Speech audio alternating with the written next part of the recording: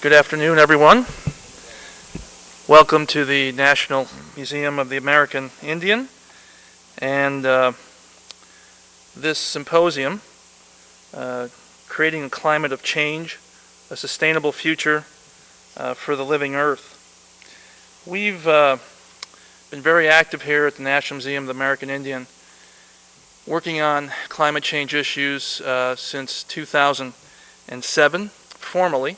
Of course, we'd engaged it in other ways before that, and as many of you know, Native peoples have been very cognizant of changes to their environment for quite some time. We began by looking at the issue by first studying the evidence and the information and the knowledge and the research around the issues of global warming and climate change. After that, we began to look at the technologies that could be applied toward mitigating and addressing some of those concerns. We've had over the years Native leaders come through, talk about what they're doing in their communities to address the issue. And we've had students here making presentations. So a mixture of scientists, tribal leaders, cultural leaders have all come through the National Museum of the American Indian over the last several years. All of that has kind of led us to today's program as we kind of reviewed what we've done, where we've been, and come to the conclusion that what's really required now, because the knowledge is there, in many cases the technology exists, what's really required, and this is very appropriate for this institution to discuss, but what's required is a shift in values, a new culture that emerges both in this country and around the world that addresses these issues for the reality that they present to us. And Native cultures are, if nothing else, very pragmatic in how they deal with their issues. So that's where we're at today with today's symposium. We really want to examine what kinds of major changes have to take place in terms of our value systems. How do we incorporate behaviors that actually work toward the sustainability of the planet and that secures a viable future for our children and grandchildren on to the 7th generation. So that is the focus of today's program. Before I introduce our moderator, just wanted to make a mention that after the symposium, immediately following it, we're having a ribbon cutting ceremony on the 2nd floor for a wonderful exhibition called Conversations with the Earth, Indigenous Voices on Climate Change. And in that exhibition, you'll see some very specific examples of the issues that people are facing in various indigenous communities around the world. Very real events, real things going on, as well as their responses, their expression, and their voice on those issues. Also like to thank, on behalf of the museum, those who helped support the exhibition Conversations with the Earth, the Christensen Fund, the Leah Fund, and the Ford Foundation. Thank you all for your support on this very, very important topic. At this time, let me introduce the moderator of today's symposium. He's the Assistant Director for Research here at the National Museum of the American Indian, Dr. Jose Barrero. Thank you, Tim. Hello, everybody. Good afternoon. Tim and I think very alike. He did half my job for me in his remarks. It's wonderful. Thank you for coming to this important event.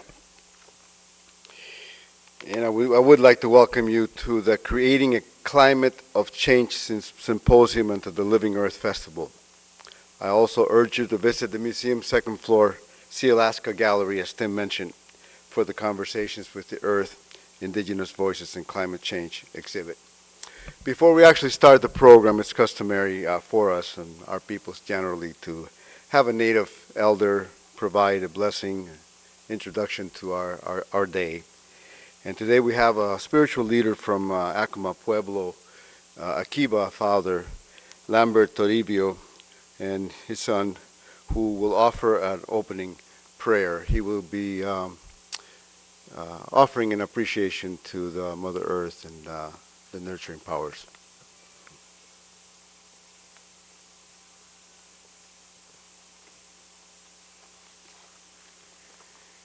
If you could please stand.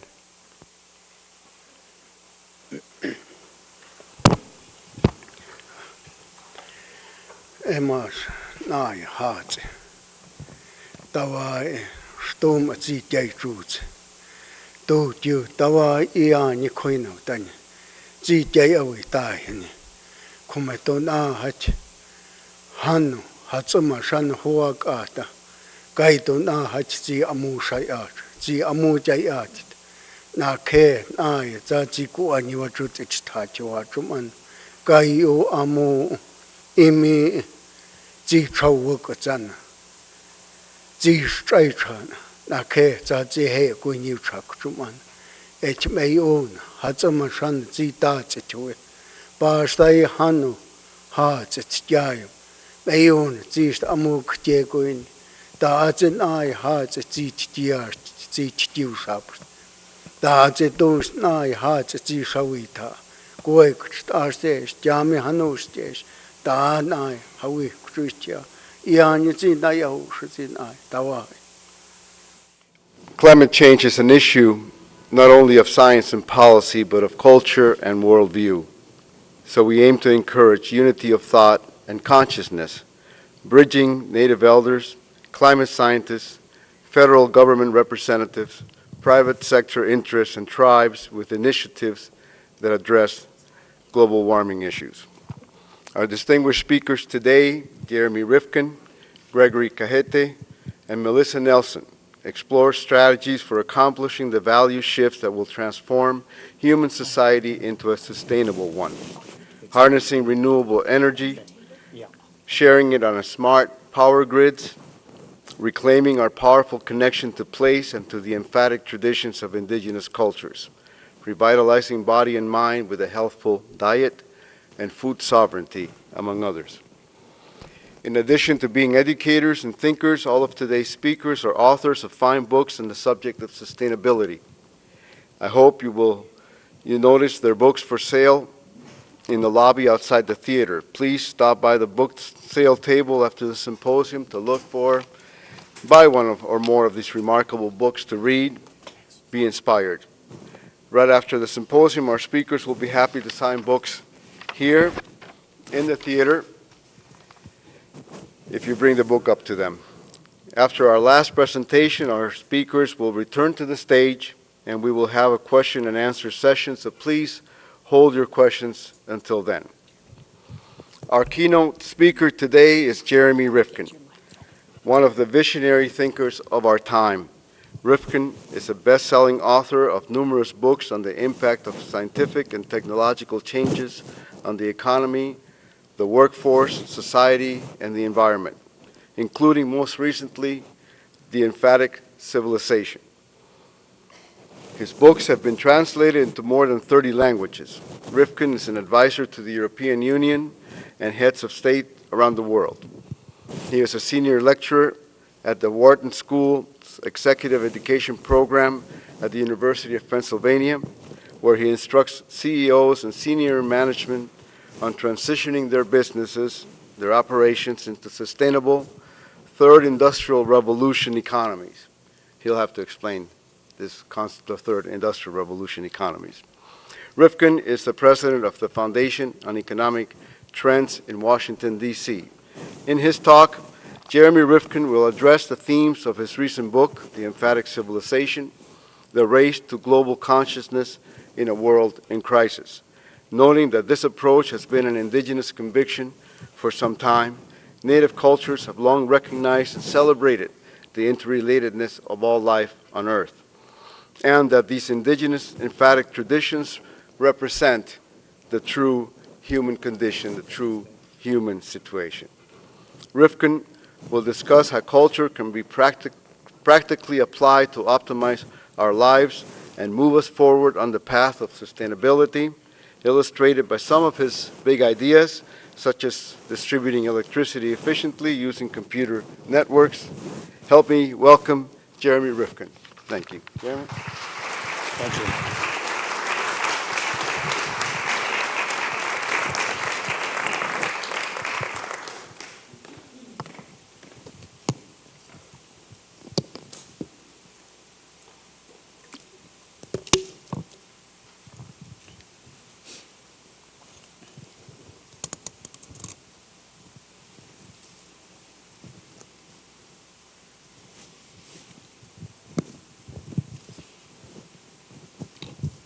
Good afternoon, everyone. It's nice to be here with you this afternoon. I'd like to start, unfortunately, on a somber note. I hope it'll end up being a liberating reflection by the end of the afternoon. My sense is, and I hope I'm dead wrong on what I'm about to say, I really do. My sense is that we are in very, very deep trouble as a species. I look at these little babies that are 2 and 3 years old, and I wonder, is this the last generation before we ourselves experience a mass die-out on this planet? It's hard to say something like this. I always feel it's so melodramatic and over the top. And I'm mindful in history, there have been many, many apocalyptic visions of doom, and thank God they've all been wrong. But I'm going to share a statistic with you this afternoon, and you make the judgment call. I teach at the Wharton School. It's the oldest business school in the world. And I teach CEOs and corporate executives from around the world. And when they sit down for the first day in class, I ask them, do you know what the primary economy of the world is? And of course they don't. It's photosynthesis. That's the bottom line. We all depend on that for life on this little planet in the universe. Now, we human beings, we're the youngest species in the evolutionary neighborhood. We're the babies here. We've only been here 175,000 years, anatomically modern humans. We have 6.8 billion in numbers now. But in terms of biomass, we only represent 1/2 of 1% of all the living biomass on the earth. That's all. We're currently using, and I want every parent to hear this, we're currently using 31% of all the photosynthesis of the earth. And we're going from 7 to 9 billion people in the next 30 years. We're monsters. We're devouring the ecosystems of this earth. And I'm always mindful when I talk about this statistic. About 30, 40 years ago, I recall hearing a story about the Iroquois nation, which kept with me for a long time. I understand that Thomas Jefferson was an admirer of some of their political arrangements in this great nation. And when the Iroquois chiefs had to make a decision that dramatically affected the immediate moment of the community they were in, they would ponder the question, how does the decision we make today affect our children's children's children's children's children's children's children?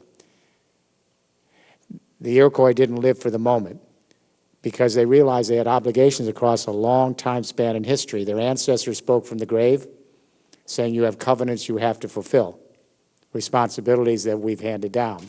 They heard their unborn children and all the creatures not yet here saying, watch out for our interest. We're coming next. So when the Iroquois chiefs made decisions, they had to project into the future and try to imagine, which is our great gate as a species. We can imagine and find the metaphors to imagine what their decisions might do 7 generations removed. We wouldn't be in the situation we are in now if we had that kind of time span and that kind of consciousness. We have had 2 events in the last 3 years, which I believe signal the great end game for the industrial age built on fossil fuels. The first event, July 2008, you recall that month oil hit $147 a barrel on world markets. Purchasing power plummeted. The entire economic engine of the Industrial Revolution shut down. What I'm suggesting to you this afternoon, that was the economic earthquake. The collapse of the financial markets 60 days later was the aftershock. My colleagues are still dealing with the aftershock and not dealing with the attendant problem, because to come to grips with July 2008 is to try to understand we have to rethink civilization quickly, almost overnight. We now know in the business community the outer limits of how far we can globalize based on fossil fuels. It's about $147, $150 a barrel. Why? We've hit peak globalization. And the reason is everything in this civilization is based on the carbon deposits of the Carboniferous era. We grow our food in petrochemical fertilizers and pesticides.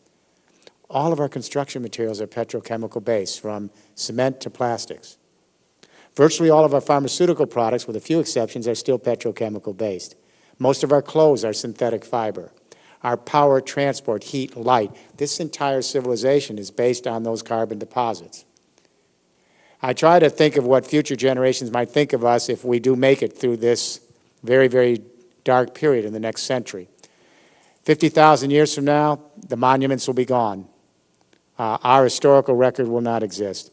And the only way they will know we were ever here is they will check out our carbon dioxide, methane, and nitrous oxide footprint in the geological record, and they'll say, way back then, they were the oil people. They lived off carbon. We had the Bronze Age, the Iron Age, they were the fossil fuel age. They created a great short-lived civilization, almost collapsed the planet. We survived. So when oil starts to go over 75 a barrel, which it did in 2006, all the other prices across the supply chain go up, from food to petrol. When oil hit $120 a barrel, we had food riots in 22 countries, because 40% of the human race lives on $2 a day or less. So when the rice, wheat, barley prices were doubling, tripling, and trebling, we had 1 billion people in harm's way. And the UN FAO said, we may be on the face of a very big problem here. Starvation, mass scale. Never faced that before. At 147, it shut down. The reason this is happening is something called peak oil per capita, which is not to be confused with peak oil production. They're related. Global peak oil production, many of you probably know about. It's when half the oil reserves in the world are used up on the classic Hubert bell curve in geology. When half the crude oil reserves are used up, it's over, because you move down the curve as fast as you go up, and the prices go up through the roof. There's been controversy about global peak oil for 25, 30 years. The International Energy Agency, the ultimate authority in Paris, on which governments rely, said, look, 2001 they did a study. They said at a 2%, 3% growth rate, we would probably peak around 2035. Not very much time, just a hair of time, but still a little breathing space. In the last dozen years, however, some of the great geologists in the world, using new computer simulation studies and even factoring in all sorts of new oil discoveries that we don't know about yet, and even 80, 90% efficiency in getting the remaining oil and gas out, their studies keep showing maybe peak between 2010 and 2020. The IEA probably put it to rest last December. You probably didn't hear about this, but all of us in the business community did. The IEA laid down a bomb last December in its World Energy Report. And they said, we likely peaked, this is the IEA, in 2006 at 70 million barrels a day.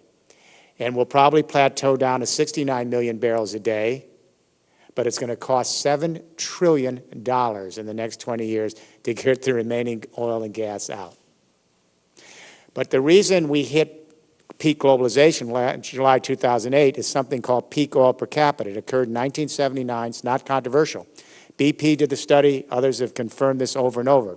If we were to distribute all the oil reserves, crude oil, we had back in that year to everyone alive on the planet, and we shared it, that's the most each person could have. We found more oil since then, but population rose quicker. So if we were to distribute all the crude oil we have now to 6.8 billion people, there's simply less to go around. You see where I'm heading? When China and India made a bid at 8, 10, 12, 14% growth rate to bring 1/3 of the human race into the game, the demand for the output of oil was so great, it put too much pressure against the supply, and 147 a barrel, prices went through the roof. You stopped buying, the engine shut down. Every time we try to regrow the economy at the same growth rate we were experiencing before 2008, this is going to happen. In the last year and a half, you notice we've been replenishing inventories. So what happened? We started to grow the economy again, right? And what happened again? Oil, which had sunk down to 30 a barrel because we weren't moving the economy, suddenly shot up to 94 a barrel before the kids erupted on the streets of Tunisia and Cairo. This afternoon, it's 118 a barrel again. And what's happening? Prices are going up all across the supply chain, from gasoline to basic food, and purchasing power is starting to stall, and the economy is going down again. This is a wild endgame between growth, collapse, growth, collapse. It's very dangerous. It's going to go on for the next 30 years as we make a transition, and we are in trouble. When I mention this with my colleagues and the heads of state that I advise, they go like this and then back to business as usual, some of them. It's too big for them to get their hands around. It means we're going to have to do it for them. The second event, December 2009, Copenhagen, 193 heads of state come together to deal with the entropy bill for the industrial age, the spent CO2. Any engineers here today?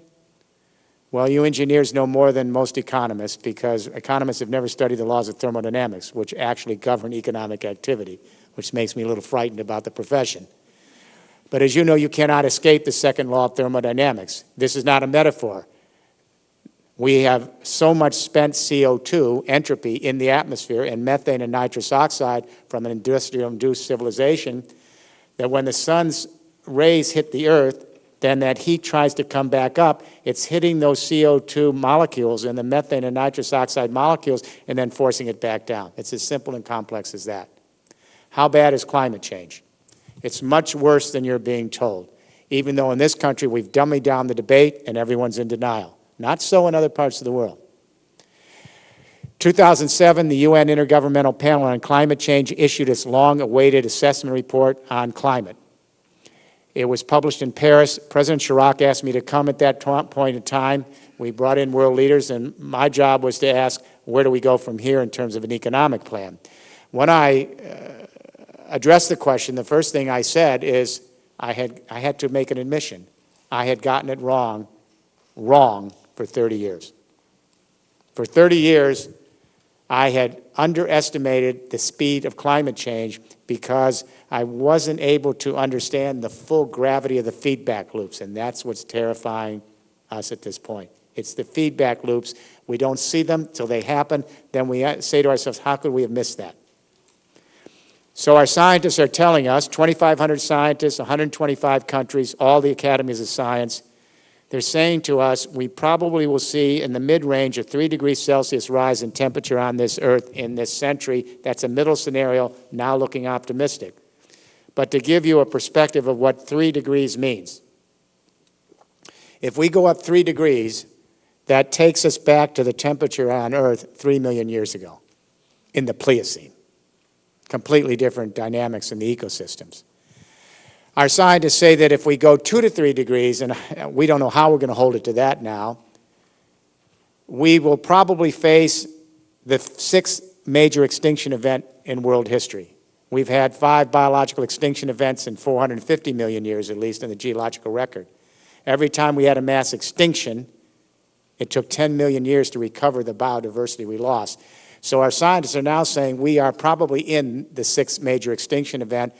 By the end of the century, parents, we could lose, on the downside, 20 to 25% of all the species of life on this Earth. On the upper end, 75%. That's a wipeout. As my wife says, we are simply not grasping the enormity of this moment. We'd be in emergency mode, not denial. It's all about the hydrological cycle. I wish Al Gore had mentioned this in the film, but he had so much other things to cover.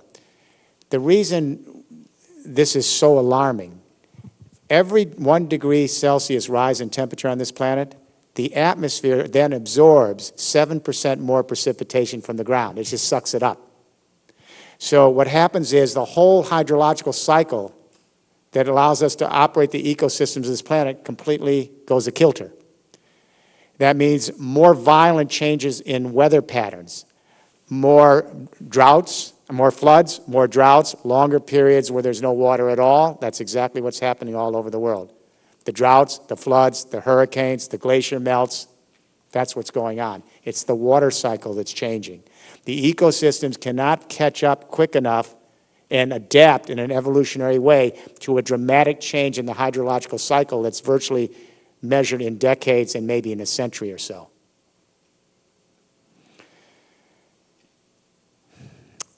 I advise the European Union. We went to Copenhagen, and we wanted the world to mitigate carbon dioxide emission at 450 parts per million by 2050.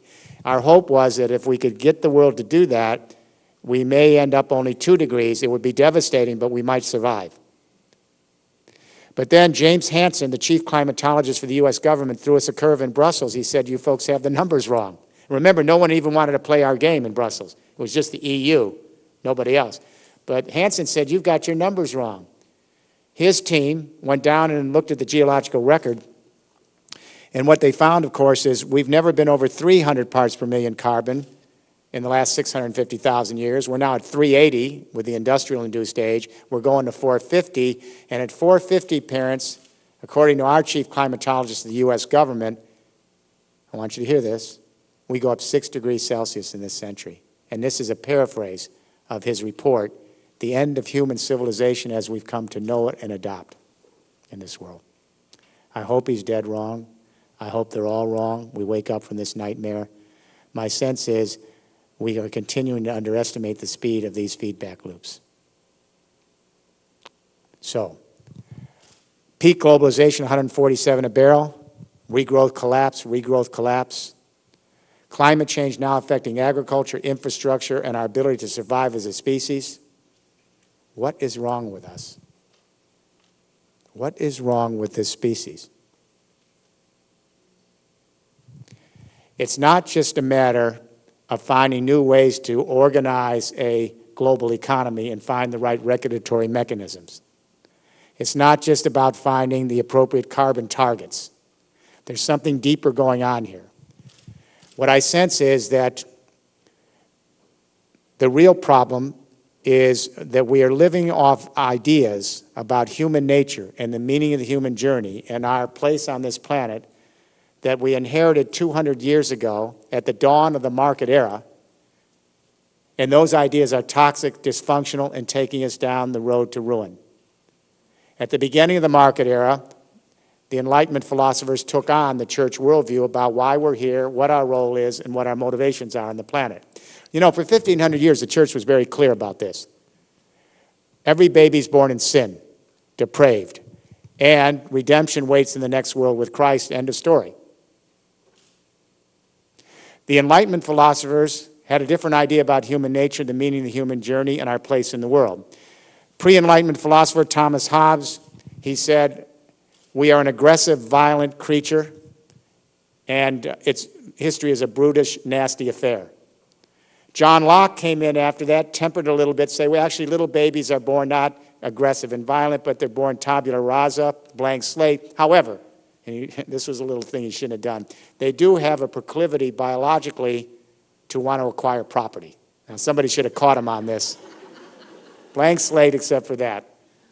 I'm sure the American Indian cultures could teach him a lesson because for 94% of our existence on this planet, we didn't have a concept of private property.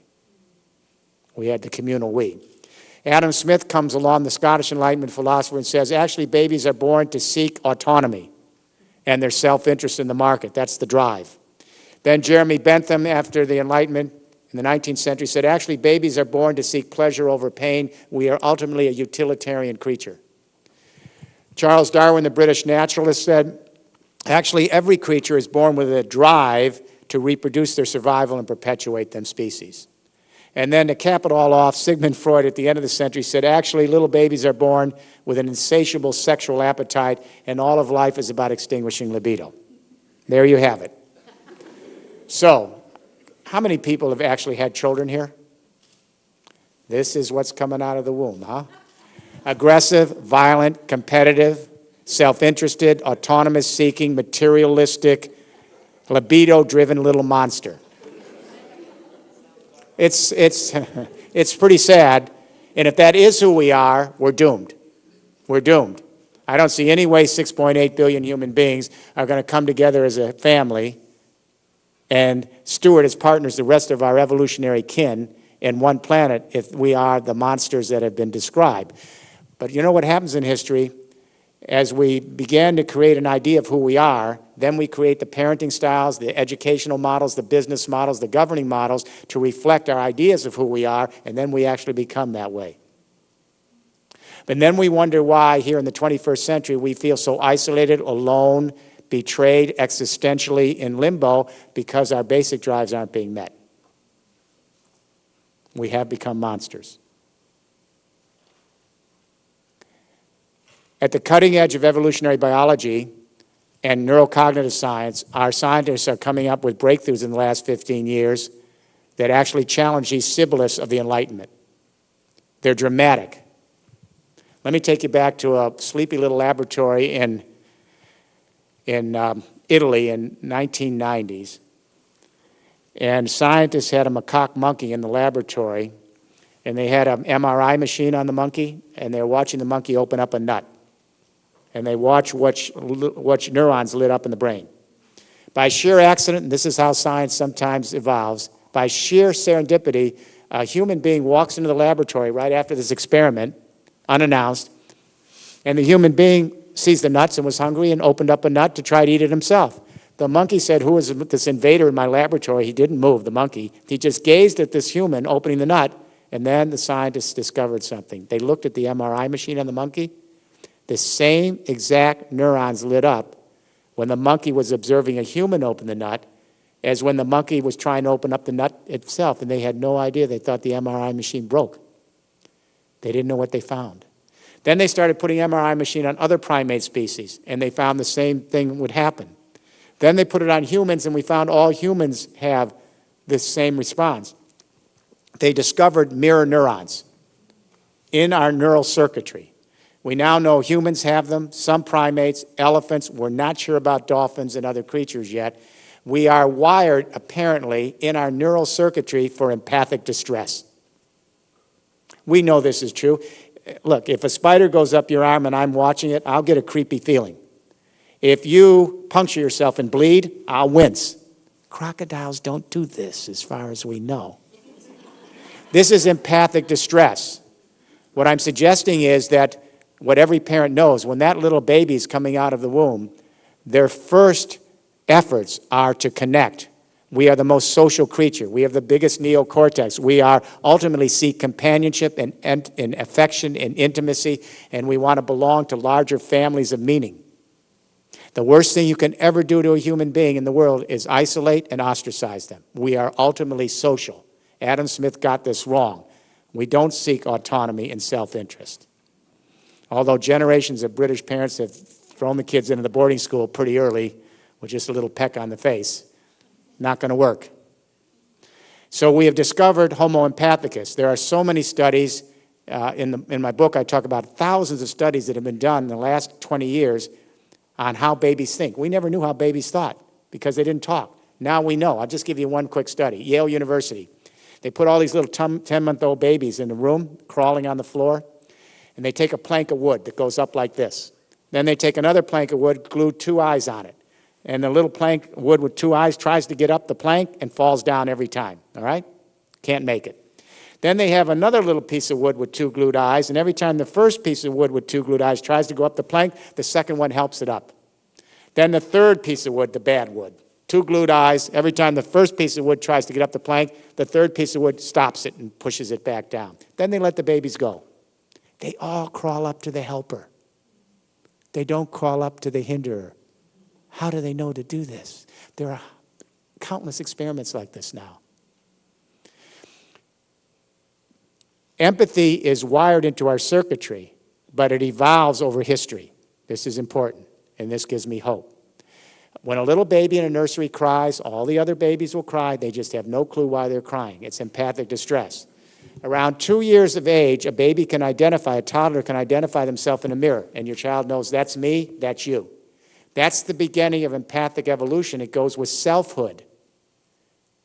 Because then I know as a 2-year-old, if I'm feeling something, I know I'm feeling something that I'm observing you, and then it's coming from me.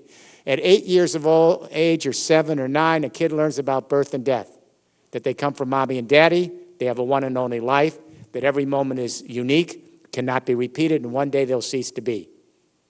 This existential sense of self-development of an individual allows us to then empathize more broadly with others. In other words, if I know I have a one and only life, that life is fragile, whether you're a fox in the woods or a human being navigating this economic world, then I can see your life as unique. You have your own history. Every moment's unrepeatable, and one day you'll cease to be. It's this growing sense of selfhood that allows us to then experience another as if it were ourselves, and we root for them. If we actually ask what empathy is, we've all experienced it here with our children, our loved ones, etc. It has the whiff of death to it and a celebration of life. If I'm empathizing with someone else's joy or their sorrow or their anger or disgust, what's happening is I can feel their struggle to be. Whether it's a human or another creature, I can feel that struggle to be as if it was my own. And I realize how fragile and imperfect life is, and then I show my compassion with them as a way to show solidarity and celebrate their life. So empathy with people's joy or sorrow is always saying, I'm rooting for you. It's tough to be alive. We're all fragile. We're not going to be here one day, and every moment counts, and I'm here for you. Empathy is the actual invisible social glue of history that allows us to show solidarity in broader fictional families. It's our transcendent value. So I asked the question when I wrote The Empathic Civilization, does empathy evolve over history? Yes. Our historians are of no use to us because they chronicle pathology.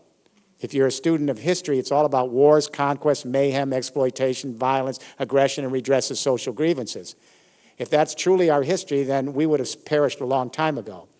The reason historians do this is those events are really meaningful because they're out of the ordinary, so we chronicle the wars, the conquest, the exploitation, because they get our attention, fight, flight. We imprint them. But I remember 30 years ago reading George Frederick Hegel had a quote, and I never lost sight of it. He said, happiness are the blank pages of history. They're the periods of harmony. When I wrote this book, I went back for years and years, and I said, there must be an alternative narrative of history. That's what this is about. It's the blank pages of history that we can see through our narrative, and that narrative shows us something hopeful. With all the downtime, with all the bad periods, we have evolved in consciousness.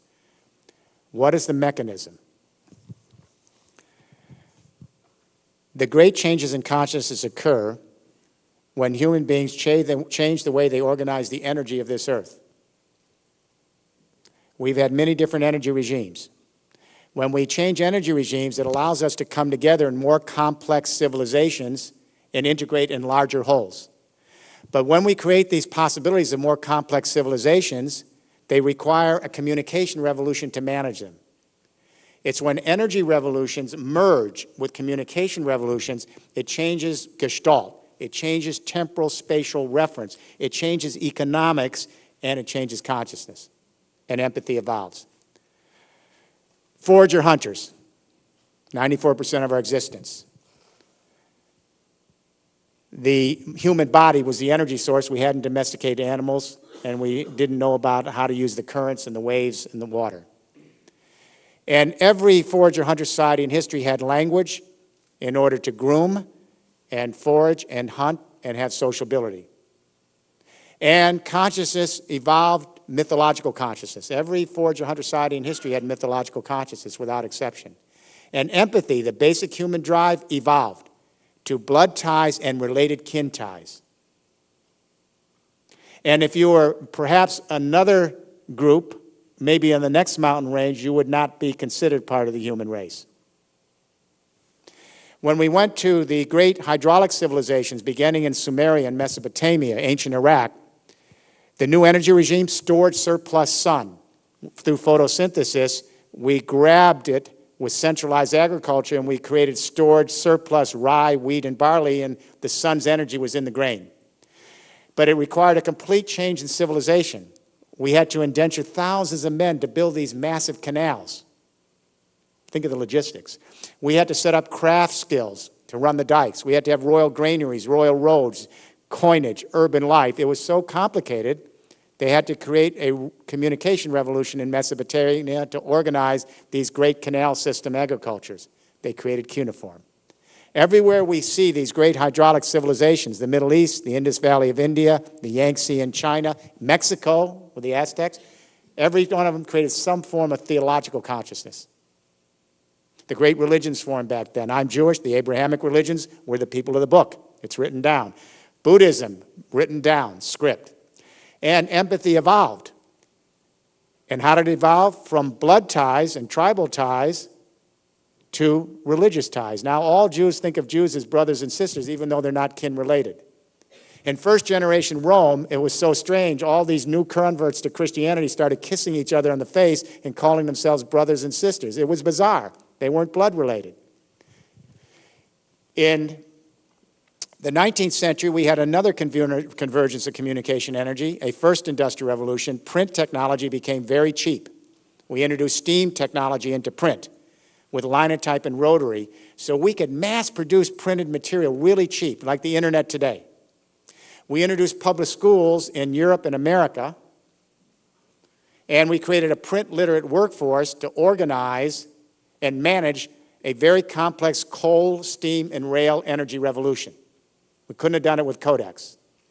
And consciousness emerged again. We went to ideological consciousness, from mythological to theological to ideological, and now there's a new fictional family called the nation state, because we can now extend the human family with the new energy communication to entire national regions, all right? So all of a sudden there's something called France. France is actually a fictional unit. There were 200 languages in that region in the 1300s. So now France becomes a government. It's a nation state. It has a national market. They create a public school system, a common heritage. Now all French people kiss each other on both cheeks because they're brothers and sisters, but they're going to have nothing to do with those Germans who just created their own fictional family. The funniest one is Italy. They create their fictional family in 1871 with the creation of the state, and the first prime minister says, now that we've created Italy, how do we create Italians? And they're still struggling with that, actually. So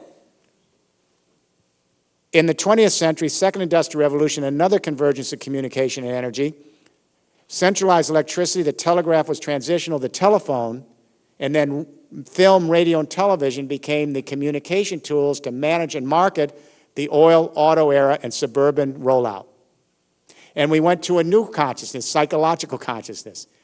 This generation, this audience today, you all think therapeutically. Grandma couldn't do it if her life depended on it.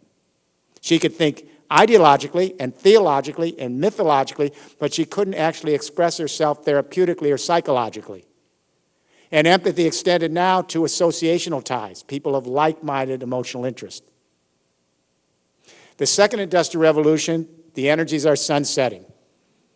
Does anyone here think that coal, oil, gas, shale gas, uranium are sunrise? I doubt it. Prices are always going to go up. The entropy bill's here. The technologies based on these energies, like the internal combustion engine, are exhausted, and the whole infrastructure built on carbon is now dysfunctional. It's on life support. It's never going to improve. We are on the cusp of a new convergence of communication energy in the last 18 months. It may give us an opportunity, I don't know, it may give us the opportunity to get to biosphere consciousness. We won't lose ideological consciousness or theological consciousness or mythological consciousness, but they become embedded like the Russian dolls. It's one more layer of consciousness. We had a very powerful communication revolution in the last 20 years, the internet. And what is so interesting about the internet is it's so different than first generation communication electricity, which was centralized and top down, because it had to manage an energy regime that was elite, centralized, and top-down. And when the energy regime is elite, centralized, and top-down, everything scales vertically along those lines, from centralized factories to global companies.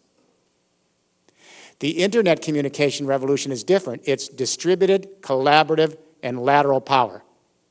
Meaning, and this shows you how social we are, in less than 20 years, We have 2 billion human beings that can take a utensil in the palm of their hand and send their own video, audio, and text and anything they want to all the other 2 billion people at the same time, at the speed of light, with more power than all the centralized television networks in the world. We did that in 20 years, most of it in 15. If we really were a creature that was only interested in our self-interest, our utility, and our autonomy, why would we desperately grasping out to be more social in larger fictional families? Most of it on a social commons. What I'm suggesting to you is this internet revolution was not a good fit for the centralized second industrial revolution, so it gave it a little bit of productivity, some jobs, but it gave it a little bit more lifespan, but that was not its anthropology. In the last 18 months, this distributed internet revolution is just now beginning to merge with a new energy regime, distributed energy. When distributed communications on the internet organizes distributed energies, we have a very powerful third industrial revolution and a fundamental shift for the first time since hydraulic agriculture from patriarchal, centralized, top-down organization of the world to lateral. Lateral power sounds like an oxymoron, right? Power has always been centralized top-down since we moved to the great patriarchal civilizations. Now we're talking about power that's side by side. Think Wikipedia and Facebook, whatever. What are distributed energies? Let's distinguish them from the energies we know. The elite energies, coal, oil, gas, and uranium, are elite for just one reason. They're just not found in your backyard. They're only found in a few places. They require huge military investments, huge geopolitical investments, massive capital flow to keep it under control. And be clear, the first and second industrial revolution energies are the most elite, centralized energies that have created the most centralized infrastructure and economy in the world history. What are distributed energies? They're energies in your backyard. Go home today, you have all the energy you need in your backyard, wherever you live.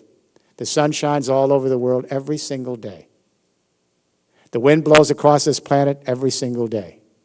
Everywhere we tread, ocean and land, there is a hot geothermal core of energy waiting under the planet. If we live in the rural areas, we have agricultural and forestry waste converted to energy. Wherever there's water, we have small hydroelectricity as a potential. If you live on the coastal areas, which most urban populations do, those ocean tides and waves are coming in every single day. We have enough energy until kingdom comes. 1 hour of sunlight can power the world for a year.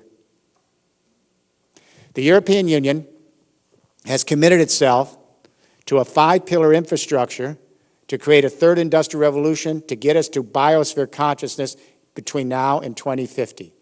I was privileged to develop the plan. It was formally endorsed by the European Parliament in June 2007. It's moving through the agencies and commissions now and in the member states. Let me lay it out for all of us in America. And then we ask the question, where are we? Why aren't we here? Here's Pillar 1. The EU in 2007 committed itself to 20% renewable energy by 2020. They also committed to 20% energy efficiency increase, 20% reduction of global warming gases. That's to keep the old system afloat and get it tighter so we can move to the new one. The big revolution, 20% renewable energy, a third of the electricity in Europe renewable. 30% is what we're working on now. We're up in the figures. That was Pillar 1. Then we asked the question, okay, we're going to renewable energies. How do we collect them? Our first thought was, well, okay, we know where the sun is. The Italians, the Greeks, the Spanish, they got a lot of sun. North Africa, we'll go there, build these big centralized solar power plants, put a high voltage line in and send it on to Europe.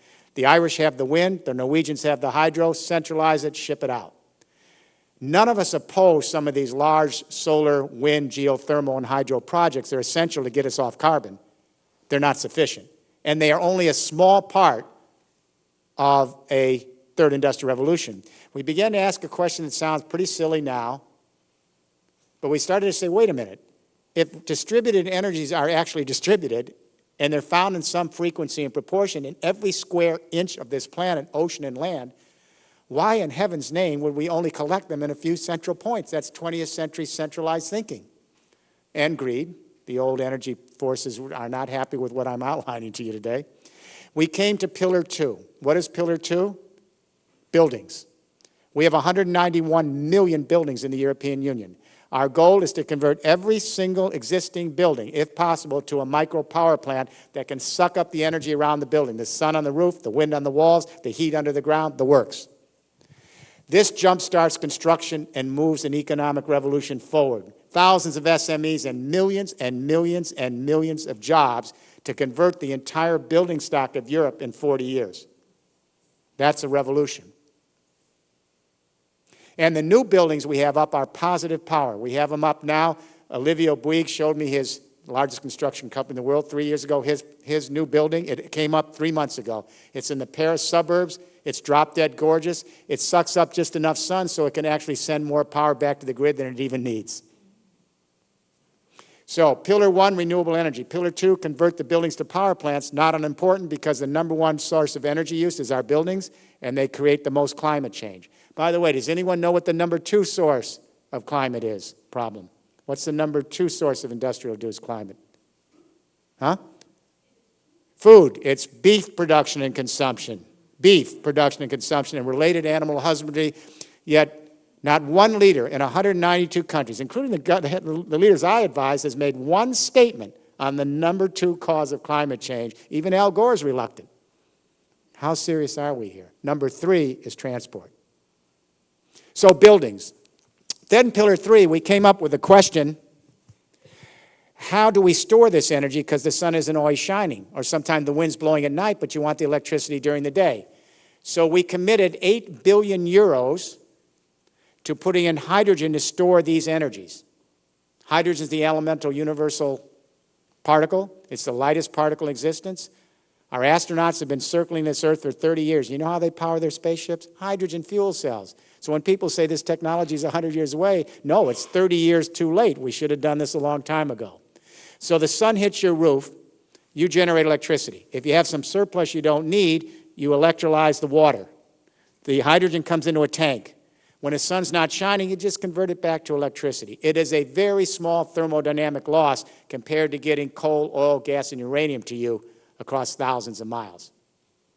Then Pillar 4, this is where the communication revolution converges with the energy revolution. It's the distributed nervous system of a new economic paradigm. We take off-the-shelf internet technology, and we're going to take the whole power grid of Europe. It's going to cost 1 trillion euros in the next 10 years. And we're going to convert it, that power grid, those transmission lines, into an energy internet that acts exactly like the internet. So when millions and millions and millions of buildings are collecting energy on site, storing it in hydrogen, like we store digital with media, if you don't need some of that energy, your software can direct it across all of Europe from the Irish Sea to the doorsteps of Russia.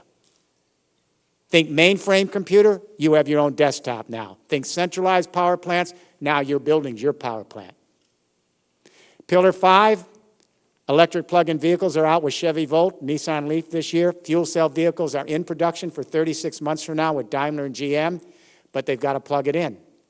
You'll power up in your buildings, your own green energy, and then anywhere around the country, you're going to have power charging units. They're coming in all over Europe now, thousands of them. You can plug in any parking space, and even now they have little tracks that'll be right under the pavement. So your bus or your car will go up on the track, you'll stop at a light, it'll power you up in 2 seconds. Total power, green energy. These 5 pillars together are the new technology platform for a third industrial revolution. They have to phase in together. If you see them as each pilots or siloed projects and they don't connect with the synergies, there's no multiplier effect and we end up losing billions. The problem with President Obama is not that he doesn't think green, but he doesn't have the narrative I just outlined. So he spends billions and billions on these isolated projects across industries that don't connect and create a new infrastructure for a new economic revolution. It's pathetic, it's wasteful, it's sad. For a president that was elected from an internet generation, how hard would it be for him to say to the young people, you grew up empowered to create your own information, and you've created a complete revolution of democratizing information, and you're now interacting on social sites across the world. How about now we put our sleeves, roll up our sleeves, and we work together so that you can be empowered to create your own energy and share it across continents. That took 20 seconds to say. But the old energy interests are still at the door. They provide the lobbying interest. So, We found this out in Europe.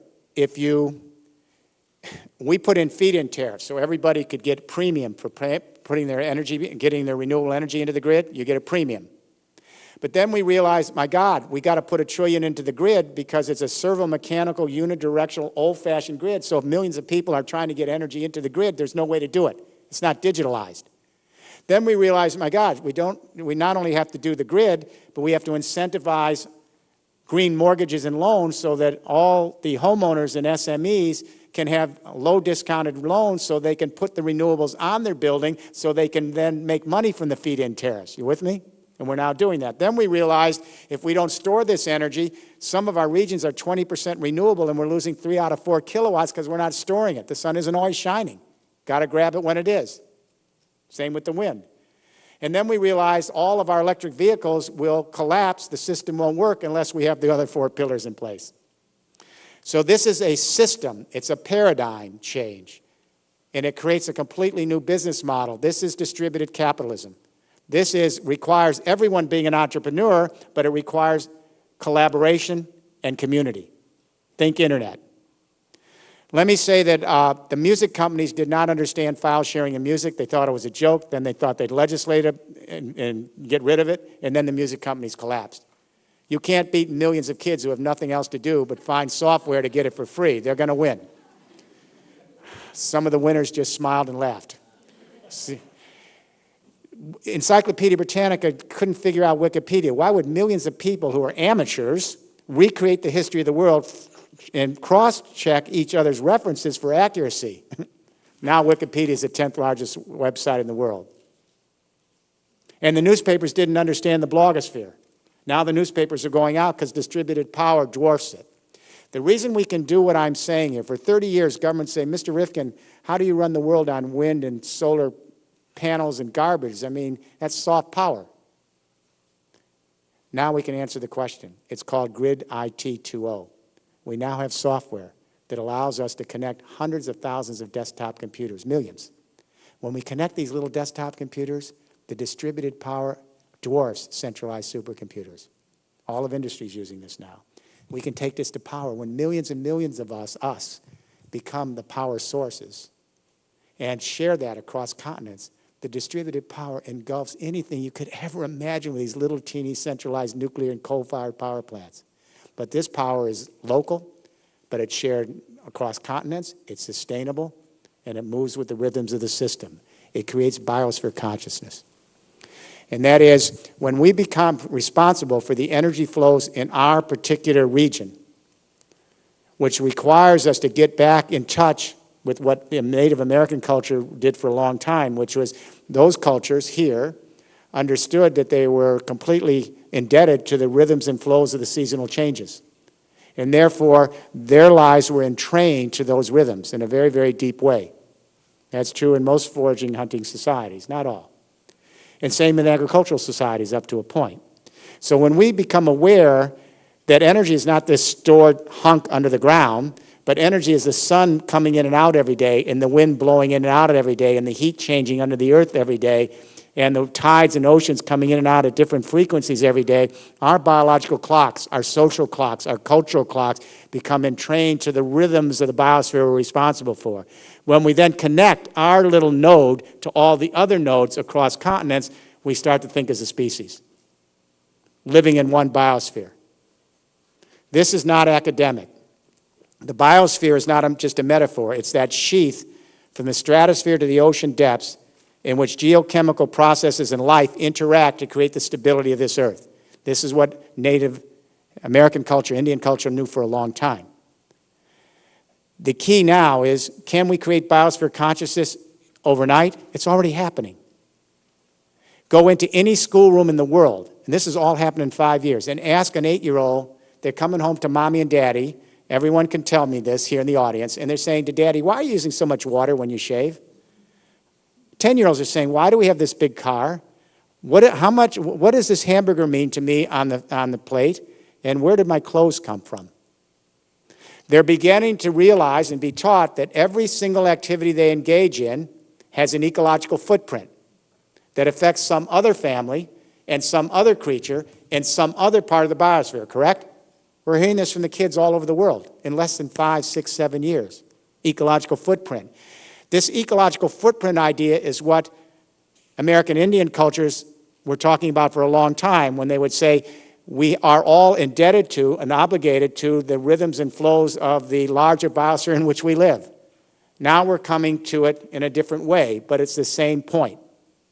So we have a lot to learn, and that we can pick up from some of that cultural tradition. But even American Indian cultures, like every other culture, we have to move into the next stage.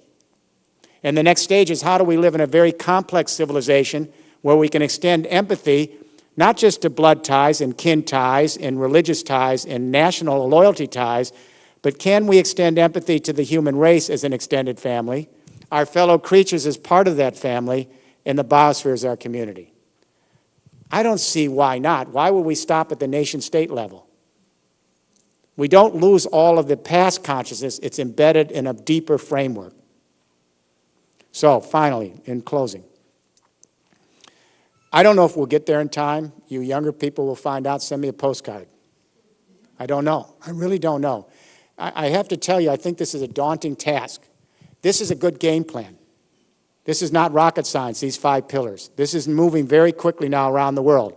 Germany is leading this right now. I advise the Chancellor, they're leading this revolution. Europe's leading this revolution.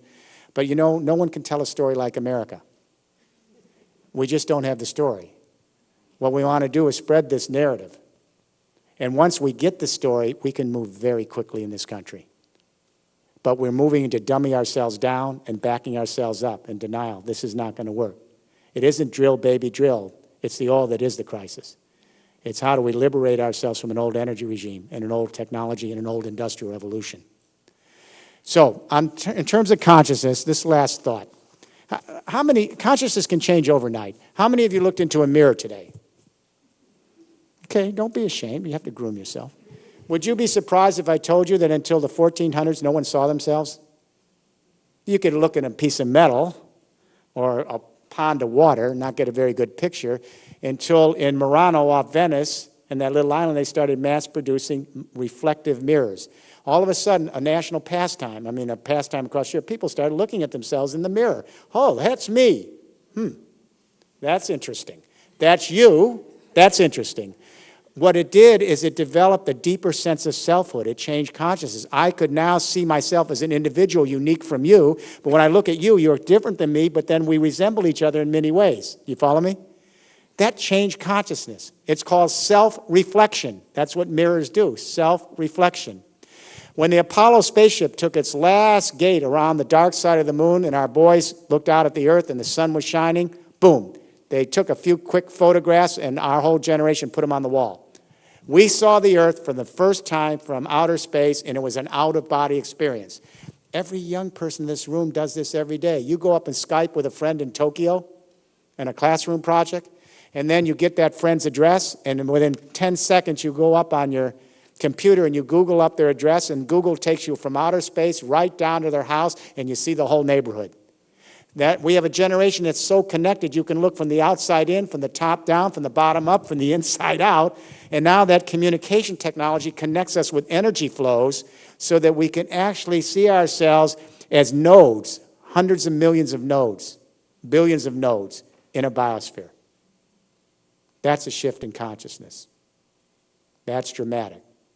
That needs to be done in less than 30 years. Last thought. How many took your DNA test from National Geographic? Pretty interesting, huh? So National Geographic sends a kit. My wife and my in-laws and I did this, and we take DNA from our cheek, put it in the kit, send it back to the genetics lab. The National Geographic analyzes the DNA, sends us back a map based on our genetics on where we migrated from through our whole ancestral history. They can show the map. That's interesting, but I'm going to save you $100. There's something actually more interesting here, and that is that according to the geneticists, I didn't know this, apparently 175,000 years ago, Rift Valley of Africa, 10,000 anatomically modern humans, our ancestors, walking those grasslands. The geneticists located one woman, she's called a data baseline, it's a fictional line. They call her the mitochondrial DNA Eve. Apparently, her genes flowed to everyone in this room. The other ladies didn't make it. Strange still, they locate one man, fictional genetic data line. He's called the Y chromosome male, evidently fairly potent guy. His genes passed to everyone in this room. The other guys didn't make it. Here's the story. We all came from two people. The Bible got this one square on. We could have come from many lineages, but here we are in all of our diversity, and we're fighting, and we have conflict, and we have different stages of consciousness, and we are seeing the potential ruin of our species and a mass die-out. We come from family. We have to reintegrate ourselves in the family in a very sophisticated way. We have to move toward biosphere consciousness. We have to lay down a distributed third industrial revolution. We have to have power to the people. We have to begin to see ourselves as stewards not only of our species, but as fellow travelers and good partners with all of our fellow creatures. They have a right to be here with us or without us. It's their planet too. I've learned only one thing in my long life, because I don't have any big revelations to share with you, but I know how life is precious. I get up every moment, I say, this is another day. I don't know what this is all about. I'm existentially sometimes lost in this. I mean, when you think about existence, it can be overwhelming to us, but we want it. We have unborn generations, as the Iroquois said, not yet here. Not just our species, but our fellow creatures. Many unborn, not yet here. And as the Iroquois said, we have an obligation to leave this planet in better shape than we got it, to restore this earth so it can flourish, so life itself can continue, this little project in the universe. This is the legacy for our generation. And for all you young people here, move this story out. We've got to move from denial to engagement. We've got to move from dumbing down our culture to ratcheting up this conversation. And your generation and your children have to be committed to this with a vigilance that is steadfast and tight. Don't get sidetracked. If we are truly at a pivotal point in our history as a species, then this is the great opportunity in history to come to the floor and do the right thing. Make this revolution happen. Lay down this third industrial revolution infrastructure. Let's rethink our education, our business models, our governance, so we move from centralized to distributed and collaborative power. Let's take our responsibility on this planet. Thank you.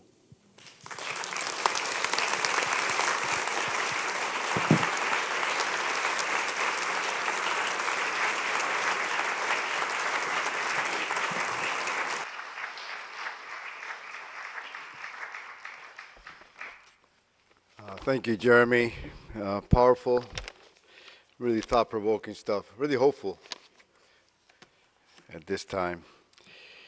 Our next speaker is Gregory Cajete. From Santa Clara Pueblo, Gregory is a Native American educator and author whose work is dedicated to honoring the foundations of indigenous knowledge and education. Dr. Cajete is Director of Native American Studies at the University of New Mexico.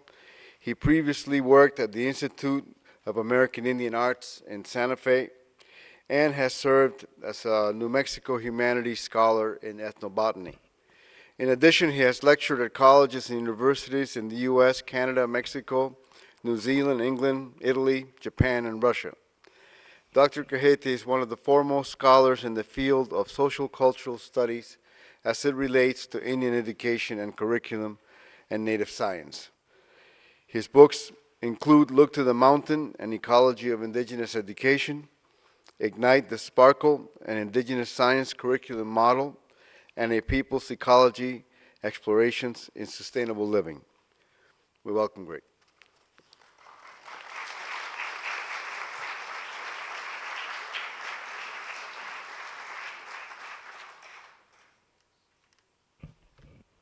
Sengi Thamo, as we say in my language in Tewa, which means good day. It is still a good day. Every day that you get up and you're still alive, I think it's a good day. It's really a pleasure to have the opportunity to share a few thoughts and ideas and perspectives with you this afternoon. Thank you, Jeremy, for your very compelling presentation on really, I think, underlining the criticality the criticality of this event that we are collectively going through, which is really global climate change and its repercussions. What I have for you today is really, in some ways, parallels much of what Jeremy Rifkin has presented in his presentation, his thoughts. The work that I'm doing these days really deals with, I think, a deeper level of human consciousness, and one that I think that we have to, in a sense, revisit in a new way, but also at the very same time in an old way. So the presentation I have for you today is called Creating Sustainable Communities in a 21st Century World, an Indigenous Perspective.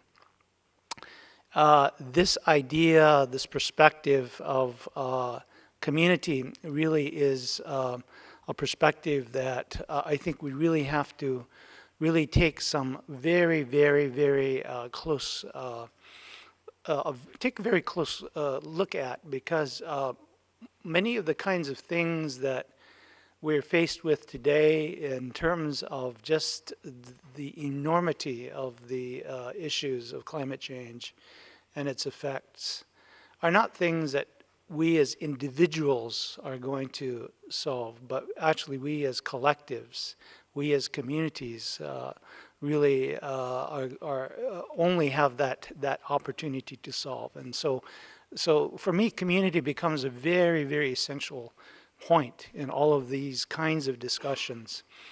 The slide that you're looking at right now is a 1,000-year-old Anasazi plate. And it is really all that is left of a culture and a tradition that lived in southern New Mexico about 1,500 years ago, 1,500 to 2,000 years ago. And what the Mimbres people left for us to think about and to remember was really a sense of who they were and a sense of the story that guided them, or the stories that guided them.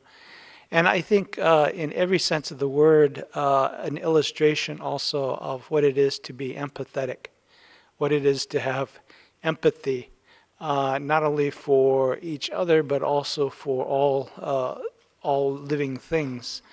And so very characteristic of many forms, many traditional forms of indigenous art, this particular plate embodies, I think, this deep, deep sense, this understanding, if you will, this visceral understanding of what it is to be empathetic. Because it's not just two figures, you know, the human figure, the human face, and the sandhill crane, but it's a positive negative image. And what it's basically showing in a very profound and very direct way is that the human is the sandhill crane is the human. And that in just the very construction of this design, you can't pull the two apart.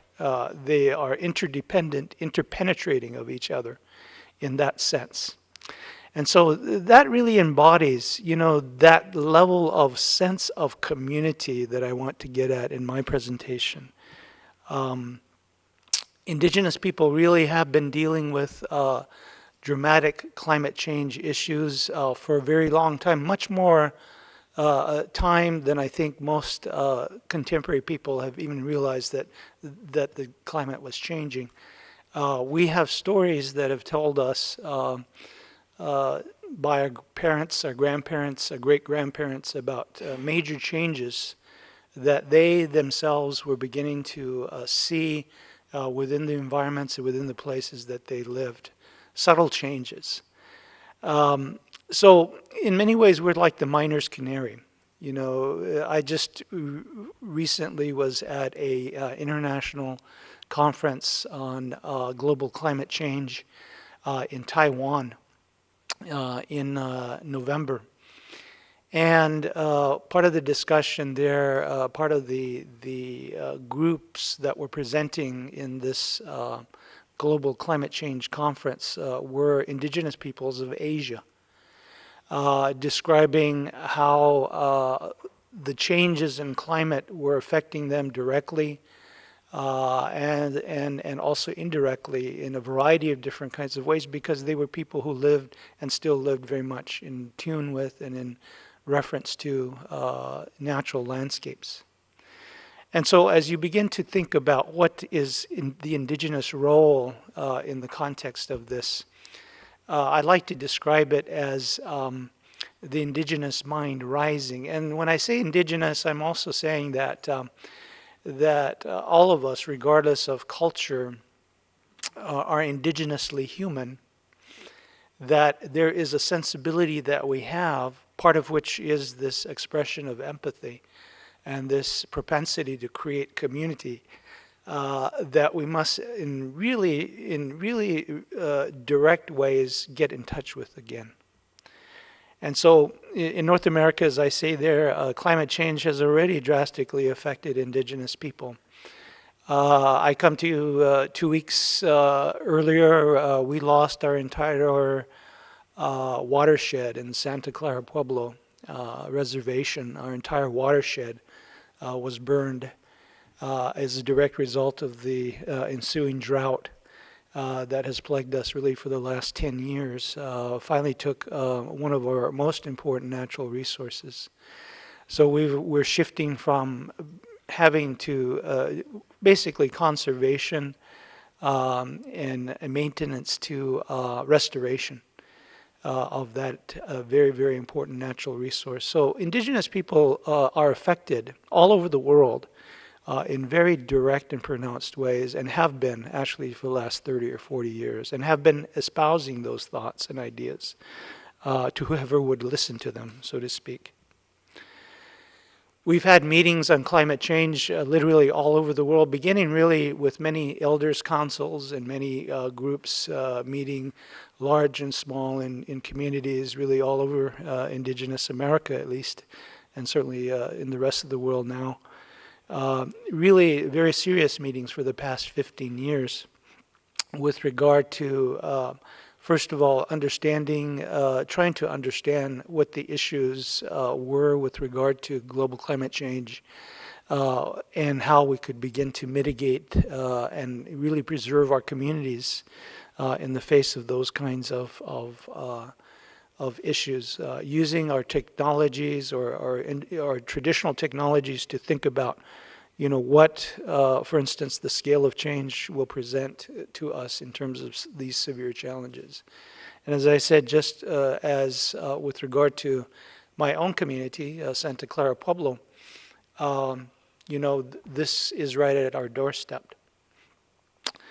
Climate change is now. It has always been now. It's in a sense, it's snowballing.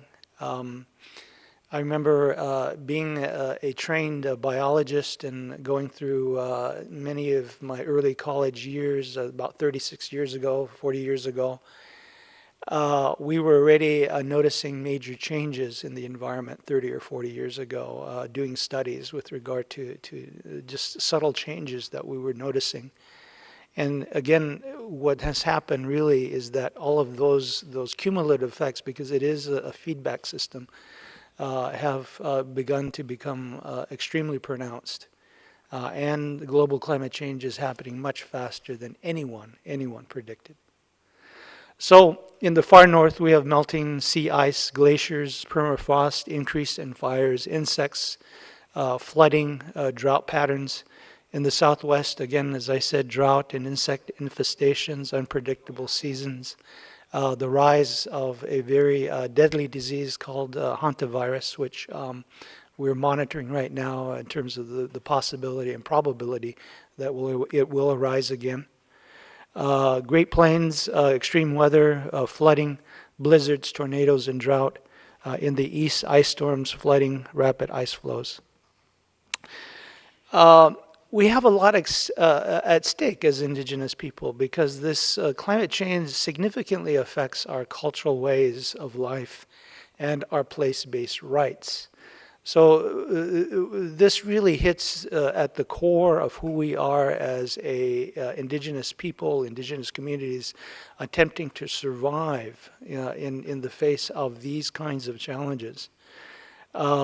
We deal with things like species and treaty boundaries, which are directly affected because they are based on the places in which we live. Loss of traditional knowledge because the loss of key plants and key animals and the context in which those plants and animals are celebrated have begun to disappear.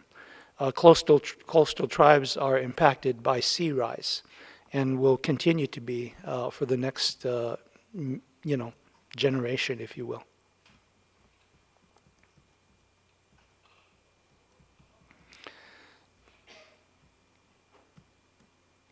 Okay, there we go. Sustaining our communities is essential.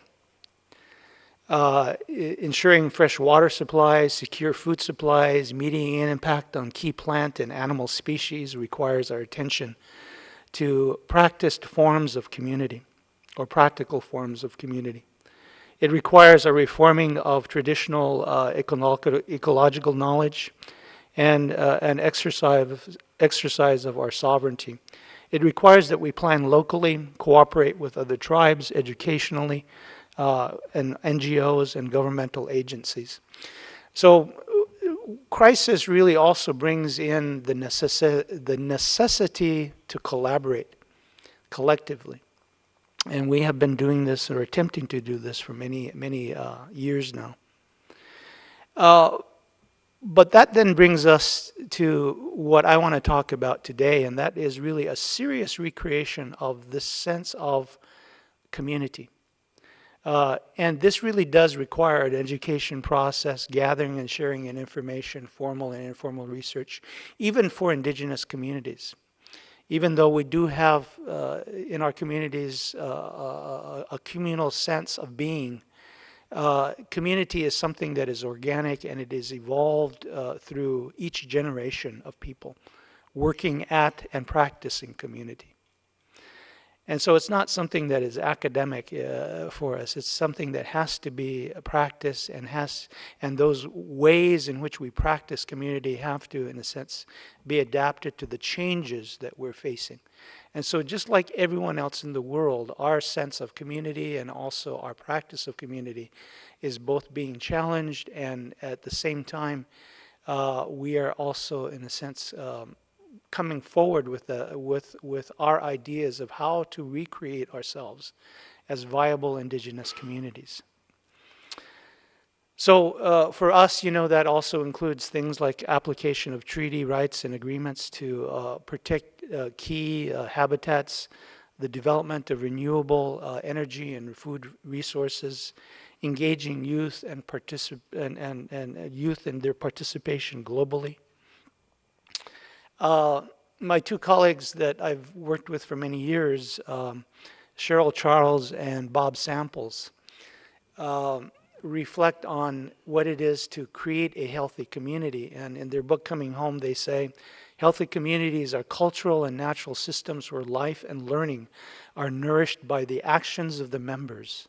This enables peaceful and sustainable futures. We begin with one core community, but become members of many other kinds of communities through our lifetime.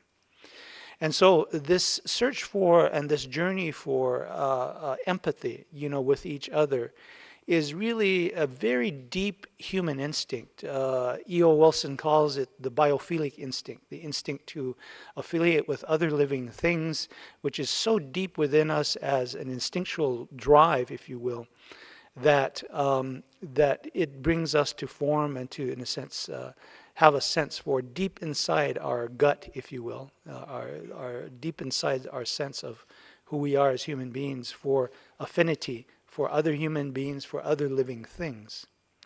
And indigenous societies, I think, were intelligent enough and profoundly wise enough to begin to find ways to enhance human biophilic tendencies, human tendencies to affiliate in a proper and nourishing and life-sustaining way.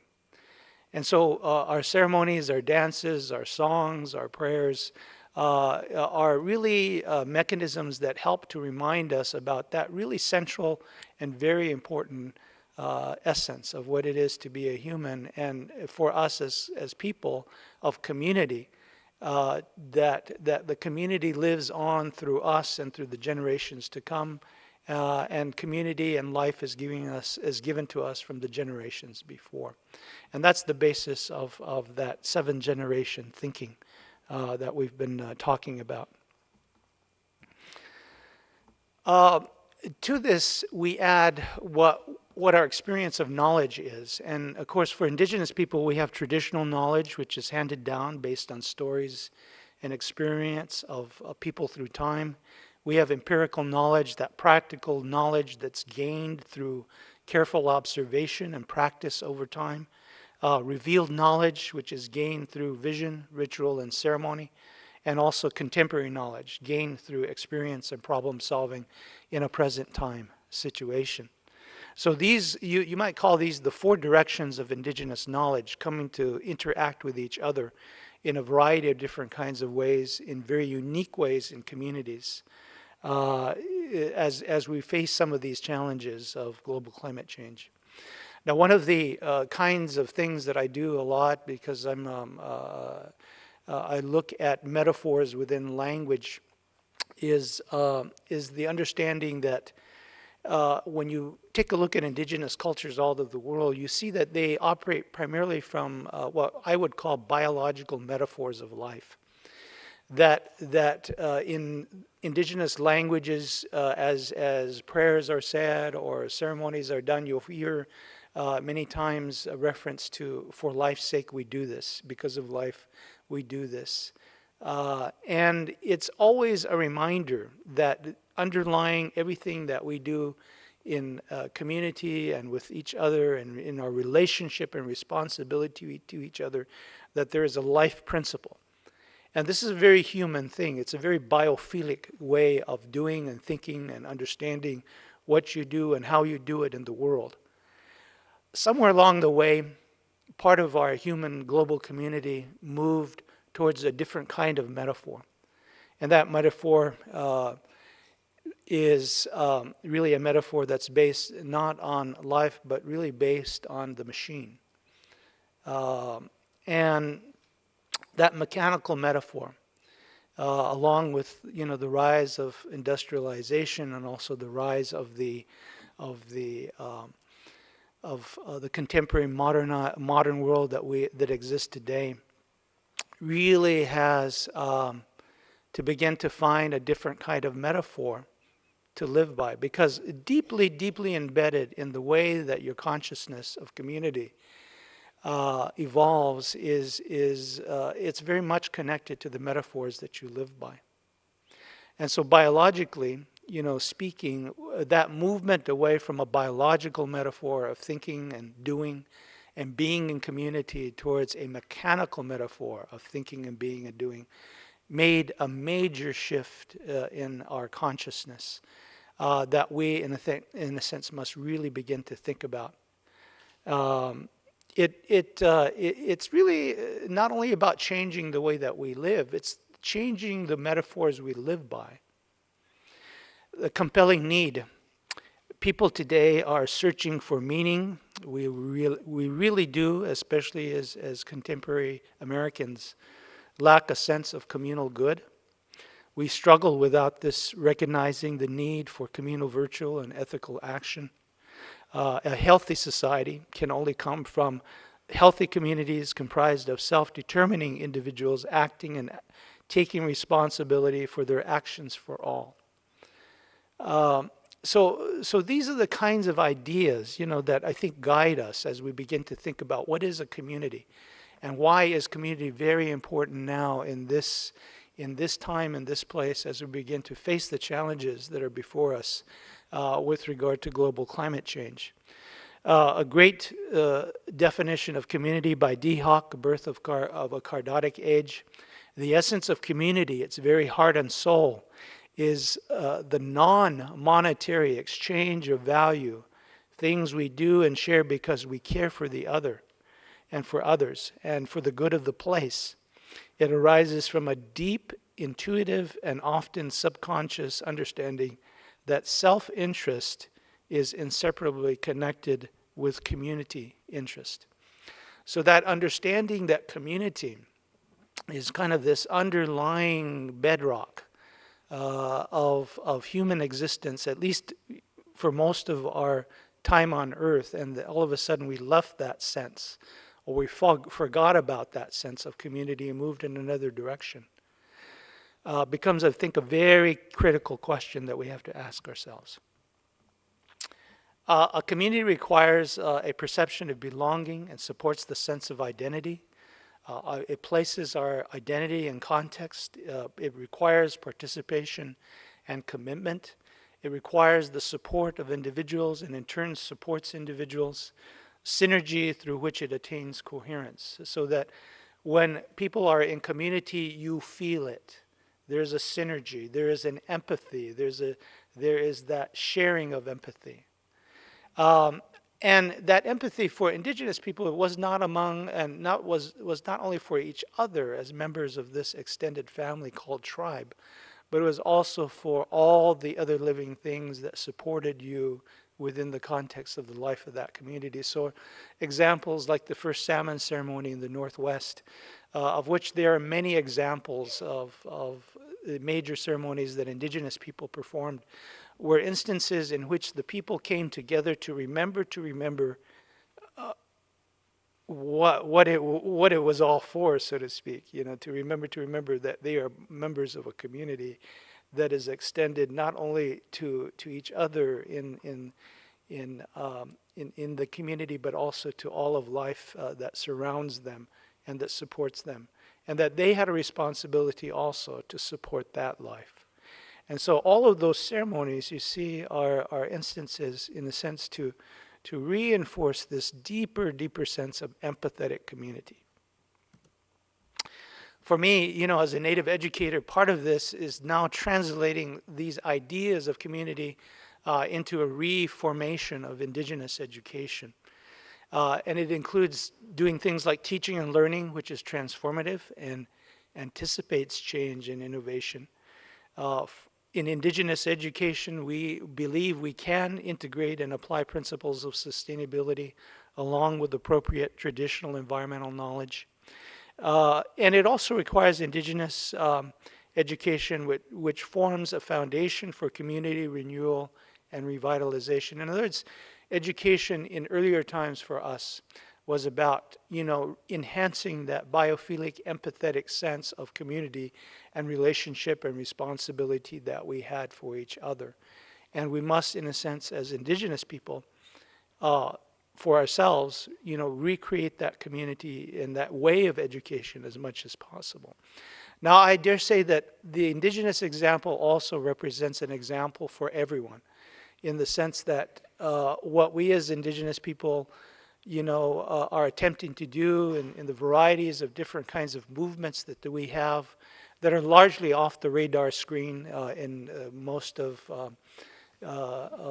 Western society. But we know that we have been doing many things over time.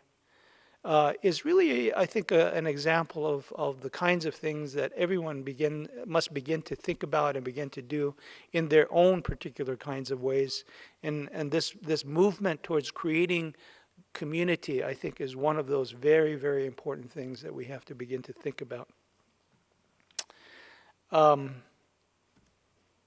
We are all related, we are all related, we are all related, we are all part of Turtle Island. The global climate change has made us aware in no other way in human history that we are all related. And the fact that it affects us all everywhere that we are, gives rise to those ideas and those concepts that indigenous people have always held, that the earth is a great living entity, a great living being, and that we are part of that, but we have a responsibility to it in this larger context of global meaning. So as we have always said, we are all related. We have also to look at our own complicity in our situation. As concerned people, we really have to take a look at that, a long, hard, honest look at the current educational, economic, governmental, community development policies, planning processes, which many times make us status quo, complicit with that status quo. And so I think that that's the place that we are all at in some shape or form, either at the individual or the regional or the national or the international level, you know, our own complicity with this situation. Human communities reflect some very important things. They give us a sense of purpose. There is an agreement on core values. There's participation and communication, commitment, collaboration, and trust, conscious choice, shared responsibility, acceptance, accountability, respect, reciprocity, and efficacy. I hope the people on the Hill in the Capitol, not too far from us, are listening to this. You know, because that's exactly what's not happening there. And so it really begins with, you know, taking responsibility for this greater sense of who you are and as a member of that community. We have a saying among my people, "Hung in dak gimu, hung in dak gimu." We are all but kernels on the same corn cob. So if you take a look at these ears of corn and the kernels that are the multicolored kernels that are on the corn cobs, you see that each one is a slightly different color, a shape, a hue, but its characteristic is that it leans up against other kernels on the corn cob. The corn cob is the structure of the community. The corn kernels are the individuals who make up the community. In biology, we call this unity in diversity. The idea that there is individuality, there is and there is diversity, but that there's an underlying central structure that we all connect to and that we are all a part of. So for sustainability education among indigenous people, what I have been advocating over these years is really to educate for the recreation of cultural economies around indigenous paradigms. Begin by learning the history and practices of your own indigenous ways of sustainability and explore ways to translate these understandings, these learnings into the present. And also to research research the practical ways to apply these indigenous principles and knowledge bases. So these are some of the kinds of things that in almost a parallel movement that is unnoticed within American education, indigenous educators have been moving along these pathways for quite some time, recreating indigenous programs, charter schools, creating different kinds of cultural learning events among themselves, looking at ways, in a sense, to develop new ways of thinking, yet at the same time bring forward our older understandings of the world. And for me, as a Native Studies director, this has included a new kind of Native education predicated on, in a sense, guiding Native students towards a vision of health, renewed and revitalized, sustainable, and economically viable indigenous communities. Now you may say, well, you know, is that really possible? Is that hopeful? Well, it has to be possible and hopeful, because otherwise, indeed, we have no hope. And so, in spite of the challenges that are before us, you know, with global climate change, there is still the opportunity, really, to begin to think ahead into the 7 generations, and to bring forward and almost to manifest a vision of a healthier human society. And I hope that education begins to think in those terms. For us as indigenous people, we have culture, community, and resources. And many times when I give this talk really to an indigenous audience. And in doing this kind of presentation, what I'm doing is really trying to encourage them to think about themselves richly. And I guess what I mean by that is to really think of the amazing indigenous histories that we collectively have, and to begin to draw the best from that in terms of both wisdom traditions, ways of living, understandings of our natural environment, and sort of bring that forward, but in a sense contemporize that. So as I say here, as you begin to think about what is it that in a sense can recreate community, and as indigenous people are attempting to do this in a variety of different ways, first and always begin with that sense of ecological integrity. Start from the premise that what you do has integrity and honors, again, that life-giving relationship. Always build in a sustainable orientation, build in a process which sustains community, culture, and place. And always, in a sense, have a sense of vision and purpose. See what you can do in the light of the revitalization of communities. And so, you know, the slides that you're seeing are slides from New Mexico, Taos Pueblo, and some of the earlier traditions of Native community going back over 2,000 years. And an understanding that there is a continuity, there's a kind of organicity, really, to the development of human community. But the fact is that it is our medium as human beings. We are defined by community, even though we may negate it or deny it or, in a sense, not really understand how we are part of it. We are defined by community. For us as indigenous people, we cannot envision community without a sense of spiritual purpose. And so in that sense of spiritual purpose, there has to be some sort of cultural integration. Actions originate through spiritual agencies that stem from connections to a cultural way of being. Respect for all, actions stem from respect for and celebration of community. Engaging participation of community, the community is both the medium and the beneficiary of the activities of everyone. And so that's really what, in a sense, grounds spiritual purpose. Spirituality left up here in the esoteric theological realm without its grounding in some form of practice and without its expression in some form of community activity is really just, as we would say, academic. And so that's what we, in a sense, are striving for. So as I'm being given the signal, I want to just sort of take you through some of these ideas and let you look at them. Relationship is a foundation of community.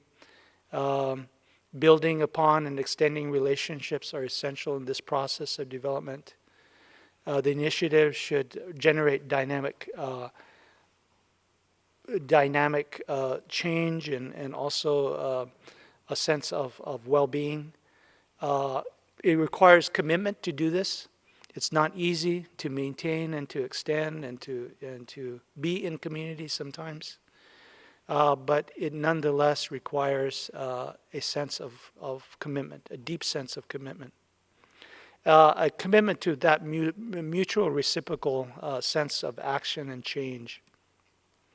And these are just some of the shared principles that, you know, we as indigenous people have with regard to community. We still have place-based, complex adaptive system-oriented knowledge. We still do cooperate and collaborate. We still have some ability to integrate a difference in political organization. We still have systems, our own systems of trade and exchange. We have the ability to create confederations and alliances. We also have challenges. We still are very much in the process of decolonizing ourselves and, in a sense, creating forms of education that work for us in terms of culturally responsive education. We still deal with economic exploitation, political restructuring, diverse competing ideologies. We still deal with the issues of individual and individualized thinking. So in finishing, I just want to leave you with these thoughts, these ideas. I only have 25 minutes, and I'm being given the 25-minute sign. There is this whole issue of time and differences in sense of time, and I'm aware of that. But I think that one of the things that we have to really begin to think about is really the creation of the kinds of new educational institutions and structures that are necessary to bring this about. No university in this country, in the United States that I know of, has even an inkling of how to do some of this kind of work. But the work is happening, but it's happening outside the system. It's happening within the communities themselves as they begin to realize that they have to change the way they think about education, the way they use education, the way they perceive education. And so I want to just leave you with these ideas, these perspectives, these understandings of these images, if you will, of what indigenous sustainability is. These are some of the areas that we're looking at as we think about how to restore our sense of community, how to ground it more deeply in the face of the challenges of global climate change, including food traditions and family and community and relationship and health and education, and bring forward again that sense for a celebration of life. We are indeed, at this point in time, all kernels in the same basket. And so what affects you affects me. And vice versa. What affects us affects all living things on this planet. And so I want you to come away with this thought, that in spite of all of the challenge that we are about to face and the next generations of human beings are going to face with regard to the changes that are afoot, ecologically, that there is also a kind of human resilience that I'm betting on. And that human resilience is in the face of great, tremendous change, as our people, many times as indigenous people, we have demonstrated that we can not only come up to the task, but actually we can survive. And we can survive and still think of ourselves richly. So I give you those thoughts, those perspectives. It's been really a great pleasure to have some time to share these thoughts with you. And with that, thank you so much. As we say, wikunda, thank you from a deep place in my heart.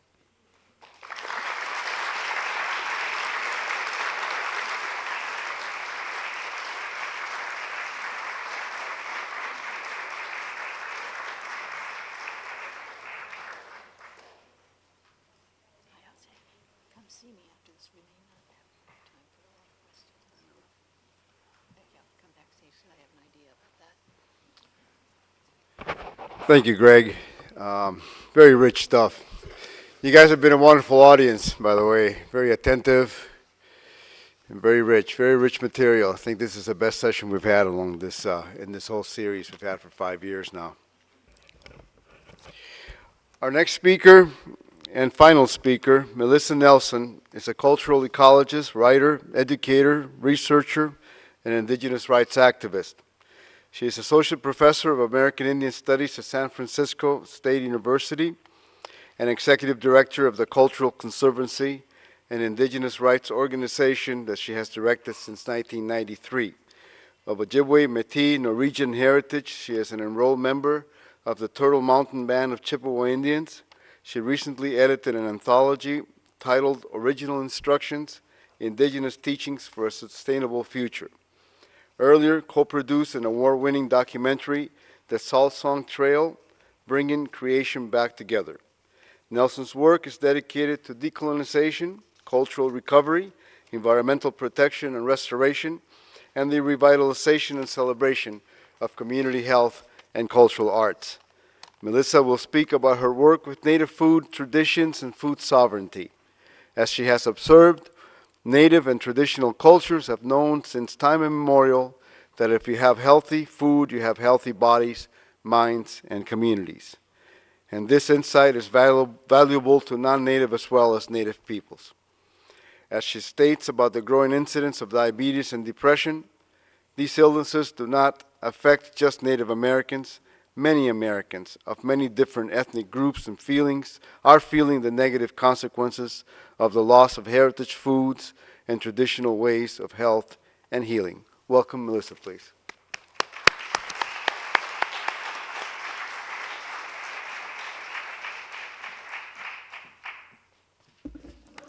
Good afternoon, everybody. How you doing? In the interest of healthy bodies, does everyone want to stand up and move around a little bit?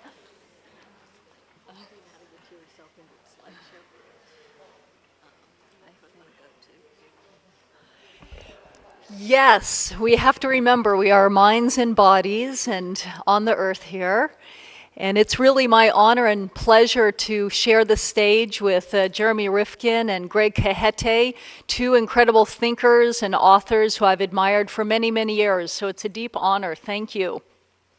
It's also an honor to speak here at the National Museum of the American Indian, an extraordinary center for indigenous culture, indigenous life.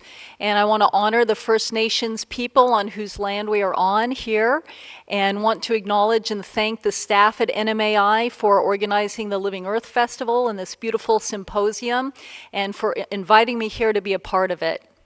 As we say in Ojibwe, Chimigwich, again, thank you.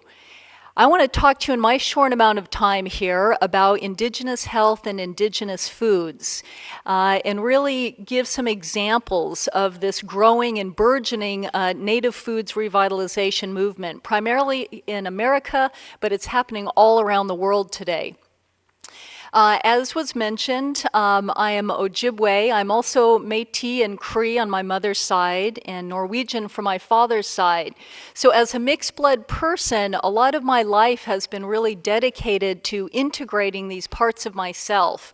And as we're facing these global crises right now, I believe it is the merging of indigenous ways of knowing and Western, the best of Western ways of knowing, that is going to help us get through this issue and these crisis that we're dealing with today.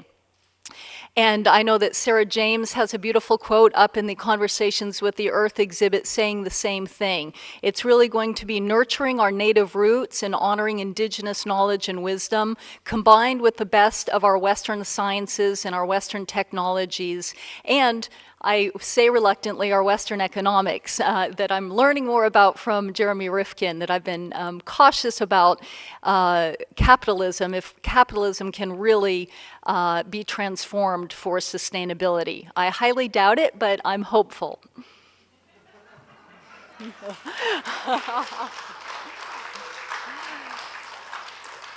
And I've been really privileged to do this work over the last 18 years through a nonprofit organization, the Cultural Conservancy. And we're based in San Francisco, California, and so our work primarily addresses Native California Indian issues. We work a lot with Native American communities in the West, with urban Indian groups, Pacific Islanders, and indigenous peoples all around the world. Our mission is to preserve and revitalize indigenous cultures and their ancestral lands, so we always have the integrated focus of environmental protection and cultural revitalization, because as indigenous people we cannot separate those. As Gregory Cajete showed so well, you cannot restore the land without restoring the culture and vice versa. Unfortunately, in the Western paradigm, these two have been separated and divided, and I think a great part of what we need to do is remend that relationship between nature and culture, land and people. We do our work through research, education, advocacy, alliance building. We have many different and diverse programs, again, addressing eco-cultural health. Our Storyscape project focuses on languages and recording songs and stories of the elders. Our Salt Song Trail project focuses work with the Southern Paiute Nation, revitalizing this rare song tradition. Our Indigenous Health and Native Circle of Food program, which I'll speak to you about today, works with a wide variety of groups: Slow Food USA, urban Indian centers, community gardens. Again, we do Native media workshops to assist Indigenous communities in telling their own story, rewriting history in their own words. We've started a very exciting global Guardian of the Waters World Tribal Canoe Project. I'm so happy to see the beautiful canoes out in the atrium here at the NMAI. We also work closely with the annual Bioneers Conference and organize the Indigenous Forum at Bioneers every year with global, national, and local Native American speakers. So this is a beautiful image here of by Lois Ellen Frank that really shows the diversity of native foods. As you know, the foods of Americas have fed our people for millennia. It continues to feed people around the world today, and there's an incredible movement happening to really bring these foods back together. And again, I call this eco-cultural restoration. And that is that the recognition that biological and cultural diversity are inextricably intertwined. You cannot restore one without the other. And it means we must restore our place-based regenerative forms of culture, which Indigenous peoples have practiced for thousands of years before, and amazingly, even after colonial disruptions. Eco-cultural revitalization is about honoring the resilience of sustainable cultural heritage and the native landscapes those cultural traditions spring from. It's about creating also new hybrid traditions, as I was saying, combining the best of Indigenous and Western knowledge, that are life-enhancing and conducive to creating conditions for diverse, healthy ecosystems and healthy eco-cultures. This means we must transform our current paradigm of division and dominance to a civilization of compassion, or what Rifkin emphasizes as empathy.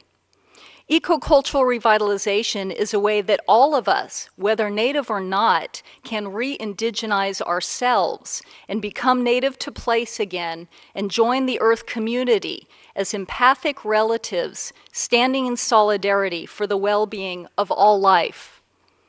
As Seneca scholar, the late John Mohawk, has stated, re-indigenization means that we are looking at a vision of the world in a post-conquest, post-modernist, post-progressive era. Once we see that, we can come to ways to make that real. How we act to make that real is what the indigenous vision is about today. This re-indigenization is necessary because we are facing daunting challenges on many, many levels. We know of the ecological challenges with climate change, social, socioeconomic, and spiritual. And these are all entwined and entangled in complex, unexpected, and profound ways. I believe our primary job today, as Earth citizens and as a global humanity, is to recognize the entwined nature of our lives with the fate of our Earth, to re-indigenize our consciousness, and to manifest again our kinship with all of life. As filmmaker Tom Shadyac has said, the shift is about to hit the fan. And we are embarking on the greatest paradigm shift of our lives, and perhaps even of our species. If we are truly an empathic civilization with what Harvard biologist E.O. Wilson calls biophilic tendencies, meaning we have an innate evolutionary love and affinity for all of life, then it's high time that we understand and address the obstacles to addressing and expressing these empathetic tendencies with the more than human world. I believe that the dominant Eurocentric paradigm of the industrial world makes people suffer from a type of collective amnesia and a type of myopia, meaning we have forgotten and we have blinders on.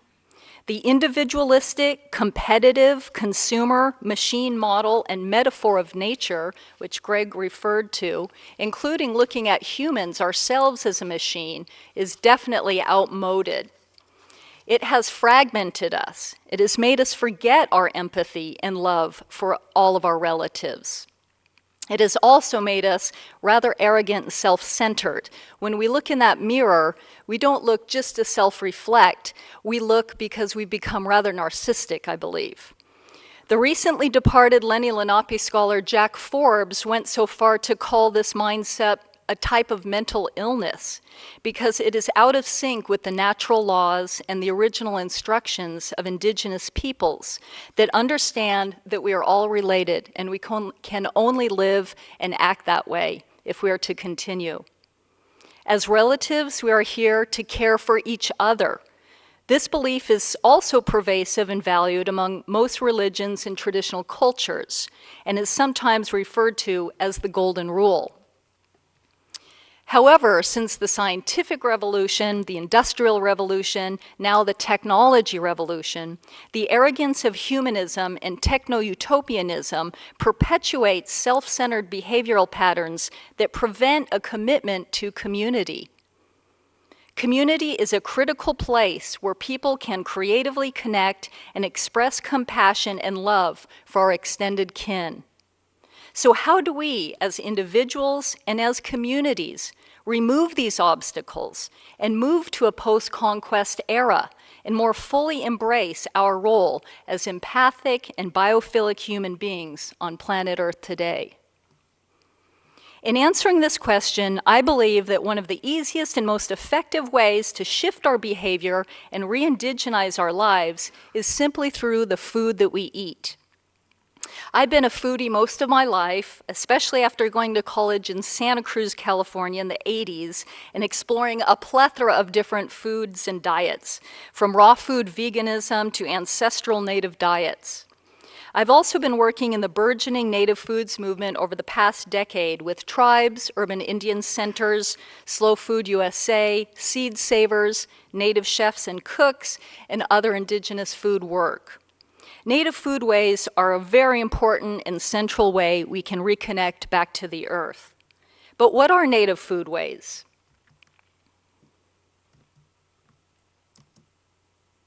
Slow laptop.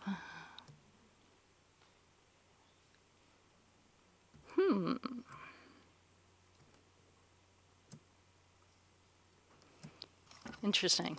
Anyway, native foodways, what do you think native foodways are? They're basically all the different ways that we learn to create, acquire, grow, and enjoy food. It includes all of the cultural, spiritual, ecological knowledges, as well as the physical activities, the cultural practices that's involved in locating, producing, consuming, and celebrating food for both individual and group survival and regeneration.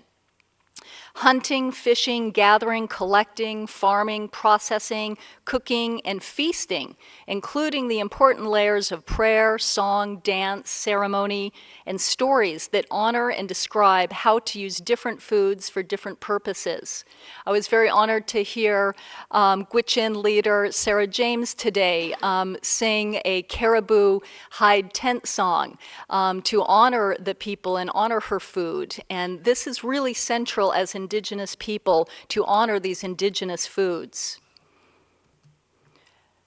A lot of the native foods movement has also been about restoring the land bases and the traditional resources. As I mentioned, I work a lot with native California Indian communities, many who have no land base, have no federal recognition, have no sovereign status, and yet are trying to keep their communities healthy and well by returning to traditional native foods.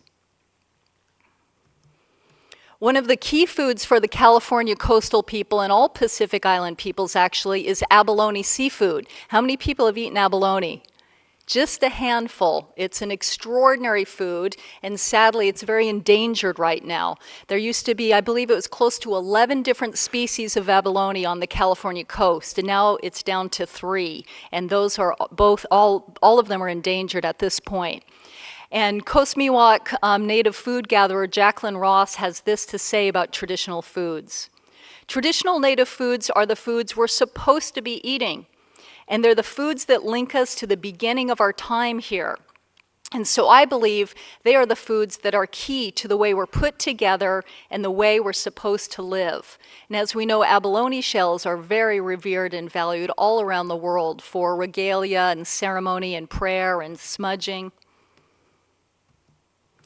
Native foods is also about protecting heirloom varieties of seeds and plants such as corn, as well as the great Tatanka Oyate, the Buffalo Nation, and bringing back the traditional meats that are so much healthier than the other red meats.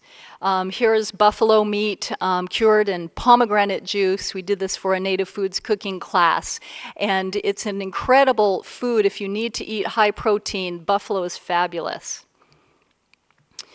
Native foods is also about restoring our spiritual relationship back to our traditional foods. As Timbisha Shoshone elder Pauline Estevez shares, we do a lot of harvesting of the pine nuts, about twice, depending on the abundance of it. But even if there is just a small amount of pine cones on the trees, we still go there to show respect to the spirits of the land and for the pine nuts, that it was given to us by our Creator. So even if they don't harvest because of a limited quantity, they still go and make offerings and prayers to those pine trees, again, to give back to that resource in an act of reciprocity. And those pine nuts, I'm sure everyone's had pine nuts, but I don't know if you've had Timbisha Shoshone pinon. They're a really extraordinary food source. And as Winona LaDuke shares about our sacred manomen, wild rice of the Great Lakes area, we move to the place where the food grows upon the water, which is wild rice. It's a part of our creation, our migration story, one of our most significant stories about the identity of the Anishinaabeg people. It's one of our most sacred foods, used for all of our ceremonies and feasts, and has been that which has provided for us for all of these years. So native foods connect us back not only to vital sources of nutrition for our body, but vital sources of nourishment for our identity and culture, as it ties to our songs, our stories, our baskets, our dances, and our regalia. This movement also includes important political food justice work to clean up toxic pollution and work towards economic justice and food security for tribes and urban Indian communities. And lastly, what is really being celebrated here as part of the Living Earth Festival, Native American cuisine, and the restoration of native foods as a form of cuisine, like Italian food, like Chinese food, like Thai food. We have American Indian foods. And this is an essential part of restoring native foodways and health, to create these delicious foods, first and foremost for its native people, for our own nutrition, but also to share with all people, such as the Mitzitam Cafe here at NMAI, that is such an excellent example of the deliciousness and nutritiousness of indigenous foods. The diverse and growing native foods movement spans many dimensions, from the deeply political to the very spiritual. A major part of the native foods movement has been focused on what we call food sovereignty. I'm not going to emphasize the political dimension of food here in this talk with you, but I do want to briefly summarize how the term food sovereignty has been defined. Each community, of course, will define this concept differently, depending on the lands, the waters, their cultures, and their histories. But I'd like to share a general definition for our mutual understanding. It's based on an International Indigenous Food Sovereignty Summit in Italy in 2002. Food sovereignty is the right of peoples, communities, and countries to define their own agricultural, labor, fishing, food, and land policies, which are ecologically, socially, economically, and culturally appropriate to their unique circumstances. It includes the true right to food and to produce food, which means that all peoples have the right to safe, nutritious, and culturally appropriate food and to food-producing resources, and the ability to sustain themselves and their societies for future generations. Native and traditional cultures have known since time immemorial that if you have healthy foods, you have healthy bodies, minds, and communities. This insight is extremely valuable for us today. Again, it can be considered an original instruction or a natural law for indigenous people. As many contemporary native food advocates agree, reconnecting with our ancestral foods restores our sense of a place-based cultural identity. It viscerally and tangibly connects us to our traditional lands and to our ancestors. It helps ensure our individual and community health and well-being, and it supports food security for our community and its future. Growing, harvesting, eating relocalized native food systems is inherently a community process. It involves many people, farmers, ranchers, distributors, cooks, processors, sellers, and us, the eaters. And it relies on the more than human community as well. It's essential, the soils, the plants, the animals, the weather systems, the rains, and the other unique life forms and components of food sheds. In addition to the air that we breathe and the water that we drink, food is the primary way we as humans and all living beings literally become our environment, and the environment becomes us. The proteins, carbohydrates, fats, and vitamins, vegetables, fruits, grains, mushrooms, and meats literally become the bones, muscles, nerves, and cells that make up our human-animal bodies. Eating is an intimate and sensuous act of joining and becoming the foods that we ingest. And all foods come from the earth, as other living beings, plant or animal. So whenever we eat food, we are literally eating the landscape. This is a term I borrowed from Enrique Samon, a Raramuri ethnoecologist who has a forthcoming book out by University of Arizona Press called Eating the Landscape. Look for it probably by the end of fall. Powhatan, Delaware, and other local people of this land in Chesapeake Bay traditionally ate a lot of seafood. They are of this land, so they ate a lot of fish and oysters and clams and mussels. My people, the Anishinaabe people of the Great Lakes and the Northern Plains, ate the bison, ate the buffalo, ate the berries, ate the wild rice, the monoman, ate the moose of our ecosystems up in that area. It is a pervasive cultural value and understanding of many indigenous peoples and traditional cultures that we are not only what we eat, we are where we eat. As Winona LaDuke comments about the difference between true wild rice grown on a lake and industrially grown paddy rice grown in Northern California, wild rice should taste like a lake. There's also a profound spiritual dimension to what we eat, and that is that food is considered medicine. In the old days, we didn't rely so much on pharmaceuticals. If you were feeling ill or under the weather, you ate certain foods. Our grandmothers knew to cook foods with certain herbs that would strengthen our immune systems. So food very much is medicine. And there's another important component, is that as indigenous people, we very much honor our dead, our ancestors. And their bodies or their ashes literally become the land that we feed from. So native food is part of a sacred cycle between humans and plants and animals, and between generations of humans. We continue to be in relationship with relatives after they pass away, as we metaphorically and literally ingest our ancestors. In this way, food is a profound medicine and a sacrament. So how did humanity, and especially native peoples, shift from this concept and practice of food as a sacrament to fast food nation? Well, for indigenous peoples, sadly, it was pretty systematic. And due to the multiple waves of European invasions and colonization in indigenous nations starting around the 15th century, millions of native lands and waters were stolen, and traditional foodways were radically and violently disrupted, leading to dislocation, relocation, disease, and starvation. Many people have called this nutritional genocide, and it's continuing today with the fast food nation. Somehow the fast food industry has managed to convince many of us that our food shouldn't taste like a lake, shouldn't taste like the earth. We're not really what we eat. We're not really where we eat. Food should be quick and efficient because we're such efficient human beings today. And that it doesn't really matter where it comes from or what it's made out of. We should simply trust the food producers. They have us, the consumers' best interests in heart, right? As John Stauber and Sheldon Rampton have written, trust us, we're the experts. Toxic sludge is good for you. So our food today is not grown for nutrition, it is really grown for profit. And just a few examples of the fast food industrial complex.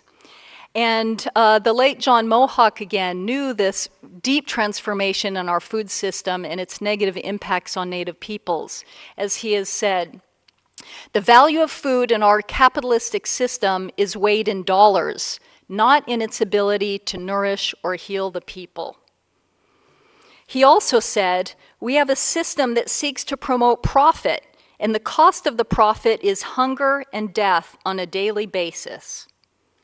Unfortunately, fast food has become a toxic mimic of the real food that we hunger for. For example, as our body needs iodine for a healthy functioning of the thyroid, our bodies will take in and assimilate radioactive iodine as a toxic mimic to this real need. Likewise, many of the plastics in our society contain a toxic estrogen that women's bodies will incorporate into our bodies as real estrogen, and men's bodies too, which is leading to a lot of issues with infertility. In a psycho-spiritual dimension, Buddhists would call this toxic mimic a type of near enemy, something that resembles or mimics the real thing, but that is actually ultimately very harmful to us. From a Buddhist perspective, again, pity is a near enemy of compassion, for example. Just as our hearts crave true compassion, not pity, our bodies crave true nutrition in the form of natural whole foods. But in the interest of time and money, true nutrition has been sacrificed, and what is readily available are the toxic mimics of fried, processed, and industrialized foods. As many of you are already aware, the consequences of eating fast food and industrial foods are dramatic. It is addictive, and these toxic mimics have very harmful health impacts. It contributes again to a type of forgetting or collective amnesia about the health of our own cultural heritage foods. But this fast food habit is not just a result of personal choices regarding diet, nutrition, and exercise. Nutritionally related health problems like diabetes and obesity are also a result of socioeconomic and psychosocial factors. So much so that I and others have called this industrial food colonization a type of nutritional genocide. This is not only for Native Americans, but for many communities of color and poor communities. Today, 30% of Native Americans in the U.S. suffer from diabetes and obesity. 30% of all other adults in the U.S. also suffer from obesity. Nutritionally related diseases, diabetes, heart disease, stroke, arthritis, breathing problems, these are also on the rise and affect all people in the USA today, and many around the world who are adopting our fast food nation's diet. There is a profound connection between physical and mental health, so there should be no surprise that becoming diabetic increases one chance of becoming depressed. These correlated illnesses are pervasive and growing in Native American communities and throughout America today. Many Americans of many different ethnic groups are feeling the negative consequences of the loss of these heritage foods. Likewise, when any of us eat food with pesticides, herbicides, genetically modified organisms, we literally become those foods. Tragically, today many native foods come from rivers laced with mercury and arsenic, come from soils that have been contaminated. When we eat these foods, our bodies and minds will naturally reflect that poisoning, and over time could manifest in the form of cancers, neurological disorders, endocrine disruption, and other illnesses. Native peoples are addressing these health problems and environmental racism issues and environmental policy changes, health research projects, land use planning, and media awareness. As the we are not only what we eat, but we are where we eat. And our food is the intimate place where we become our environment and our environment becomes us. And there is hope. We can re-indigenize our diets. And here's a few simple ways that we can do it. We can start removing processed corporate foods and start incorporating clean, fresh, whole, local foods, which are available here at the cafe and outside in the farmer's market. We can start growing and cooking with ancestral native foods, whatever those may be, whatever heritage we come from. We can support farmers markets and food justice for tribes and communities of color. We can engage in gardening, harvesting, dance, performance, other forms of traditional exercise.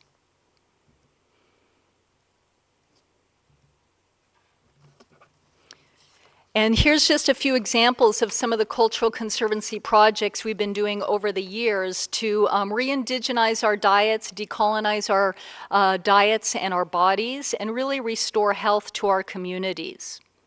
In conclusion, I reiterate that we are living in very dangerous times.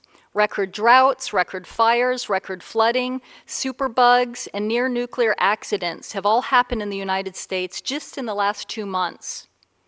As author Tim Flannery shared on a recent national radio project on climate change, he says, quote, "We've eaten the poison, and now it's a matter of time when it hits a vital organ." This is a metaphor for climate change in the earth, meaning that a lot of damage has been done, the entropy that Rifkin talks about.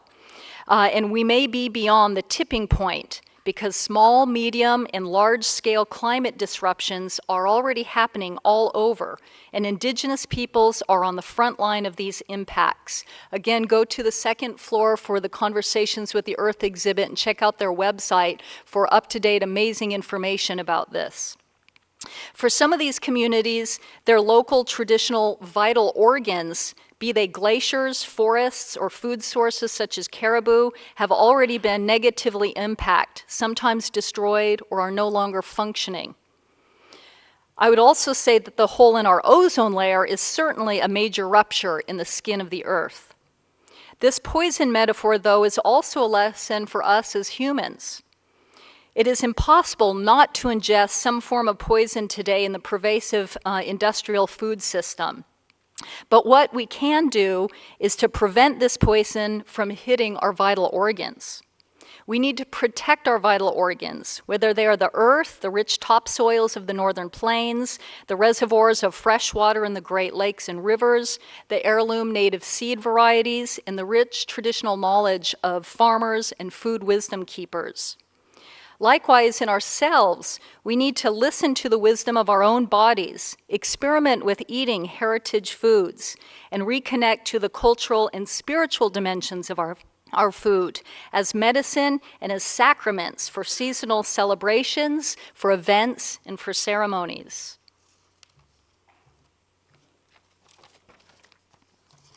We are in dire need of good medicine today.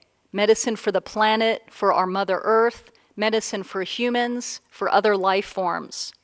Reclaiming food as medicine is a way to re-indigenize our bodies and minds. We can begin this transformation one bite at a time through the sensuous, joyous, and life-enhancing daily practice of eating the landscape in the form of whole, healthy, ancestral native foods. And to always remember that one of the most important reasons we are here on Earth is to feed each other.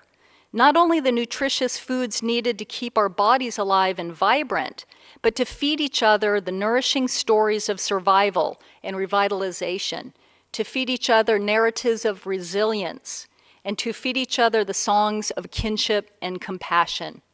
I thank you so much for listening to me today. It's been an honor and privilege. Chi miigwech.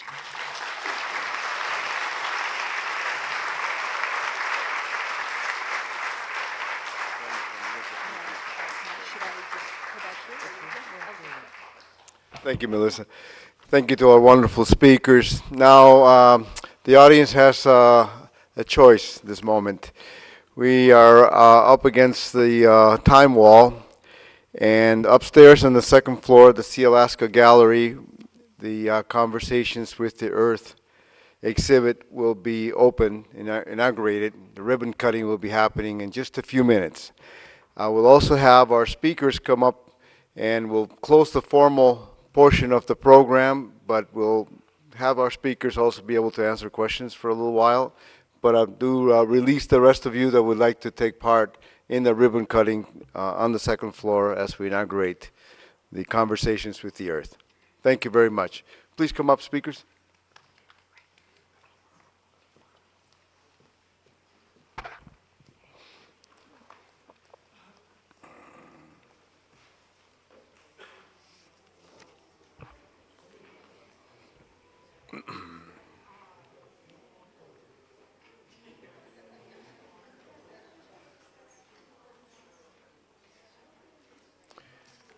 Folks line up at the microphones. That was working.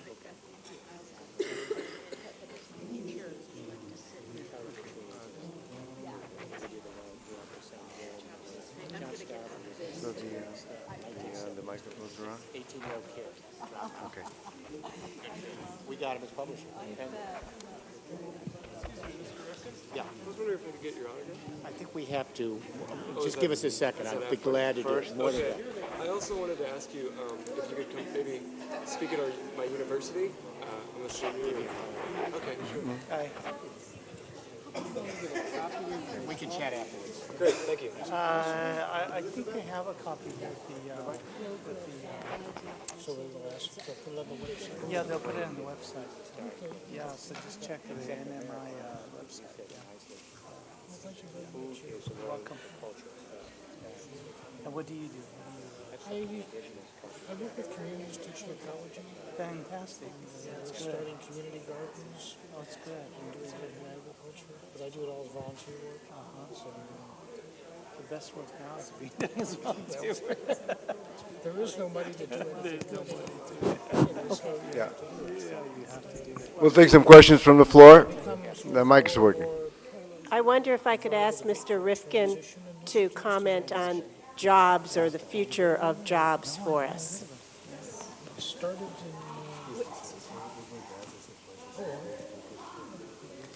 I'll give you my card. Just for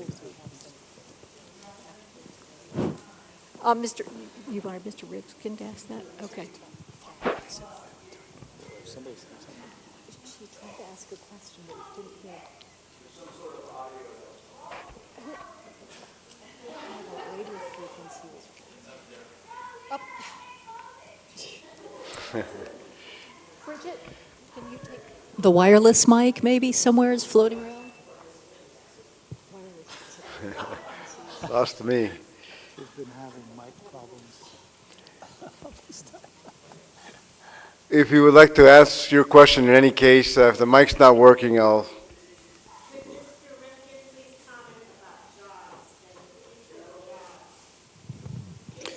It's complicated. There are two things happening at the same time. On the one hand, we are seeing with the new smart, intelligent technologies an elimination of mass wage labor around the world. The industrial age, based on fossil fuels, ended slave labor writ large. As we move into this century, the new technologies, the smart technologies, are eliminating mass wage labor. So we're seeing a trend toward the elimination of these kinds of employments. Manufacturing, for example, it isn't that jobs are leaving America, jobs are leaving the world. The Chinese eliminated 15% of its manufacturing workforce in the last 10 years, all replaced by intelligent technology, which is cheaper and more efficient than the cheapest worker. This is happening everywhere. We have a little silver lining. Although, as you know, in the end of work, I said we're moving toward a boutique professional workforce is engaged with very sophisticated intelligent technology. We have a 40-year period in which we can have one last spurt of mass wage labor. That's to build the infrastructure I laid out at this talk. Taking the infrastructure of the world and converting it to a five-pillar third industrial revolution modality is hundreds of millions of jobs. We have to convert to the renewable energies. We have to convert every building in the world to a power plant. Pillar 3, we have to put in storage across the world. Pillar 4, we have to completely change the transformation of the power grid.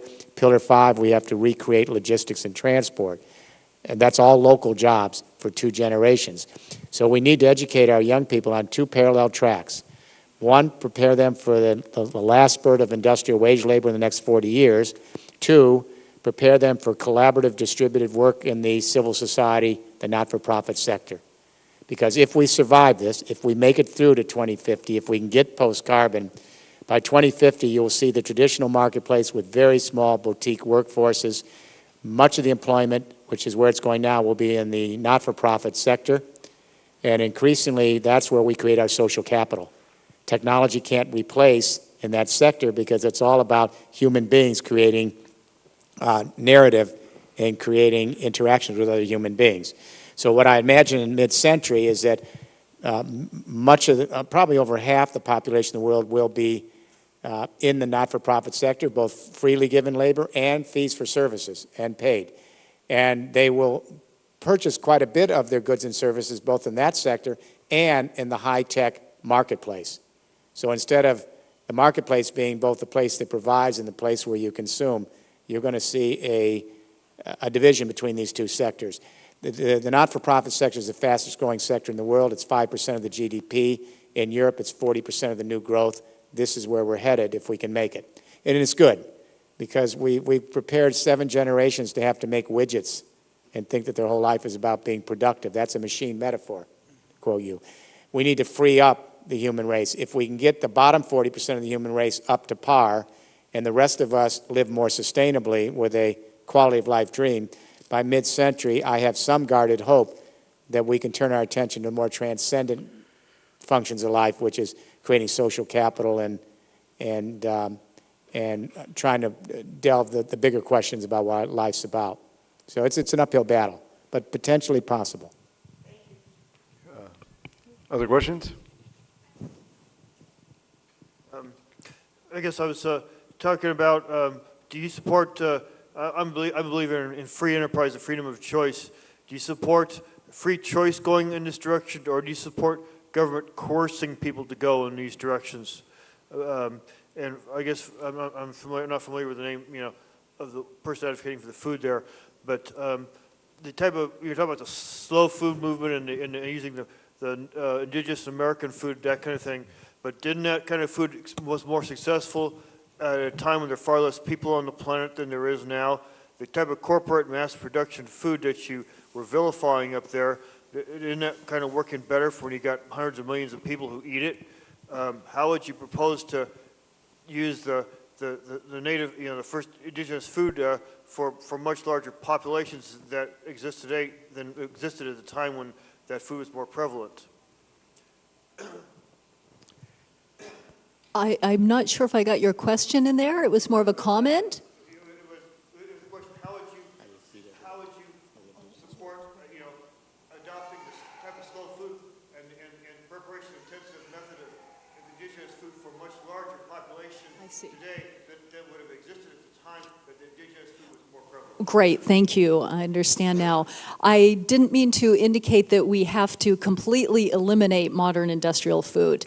I just meant to indicate we need to shift the balance back to incorporating some of our local indigenous foods as Native people and as all people experimenting with heritage foods and growing gardens and supporting farmers markets. So I didn't mean to say we have to completely eliminate the industrial food system that has fed, billions of people. I do believe that many of the practices of the industrial food system need to be changed so that there's not so much of an emphasis on profit and efficiency in transportation and more of an emphasis on workers' rights, workers' health, the health of the animals. And I'm very skeptical of the so-called promises of genetically modified foods. So I would eliminate that. I think there's an over-reliance also on pesticides and herbicides and the whole Monsanto effect. So I think that those are very important dangers of the industrial food food system, but by no means would I consider eliminating them. I think we need to work with them, and it's a both and. Let me amplify this for a moment. Look, we've got 6.8 billion people out there, but what we're not dealing with is one of the great inequities in history that occurred in the 20th century, and that is the shift from food to feed. Never talked about in public discussion. And so the question was, how do we feed the human race? Don't we need industrial food? What most people are surprised to learn is that 1/3 of all the food, the grain grown in the world today is feed grain for animals. It's almost 40%. And so that allows a handful of us in the very wealthy countries to live high up on the food chain, gorging ourselves with a high-protein meat diet, way beyond our protein needs. And the irony is we die of diseases of affluence like heart attacks, strokes, and diabetes. Our poor brothers and sisters have less access to the land for food grains, and they die of diseases of poverty.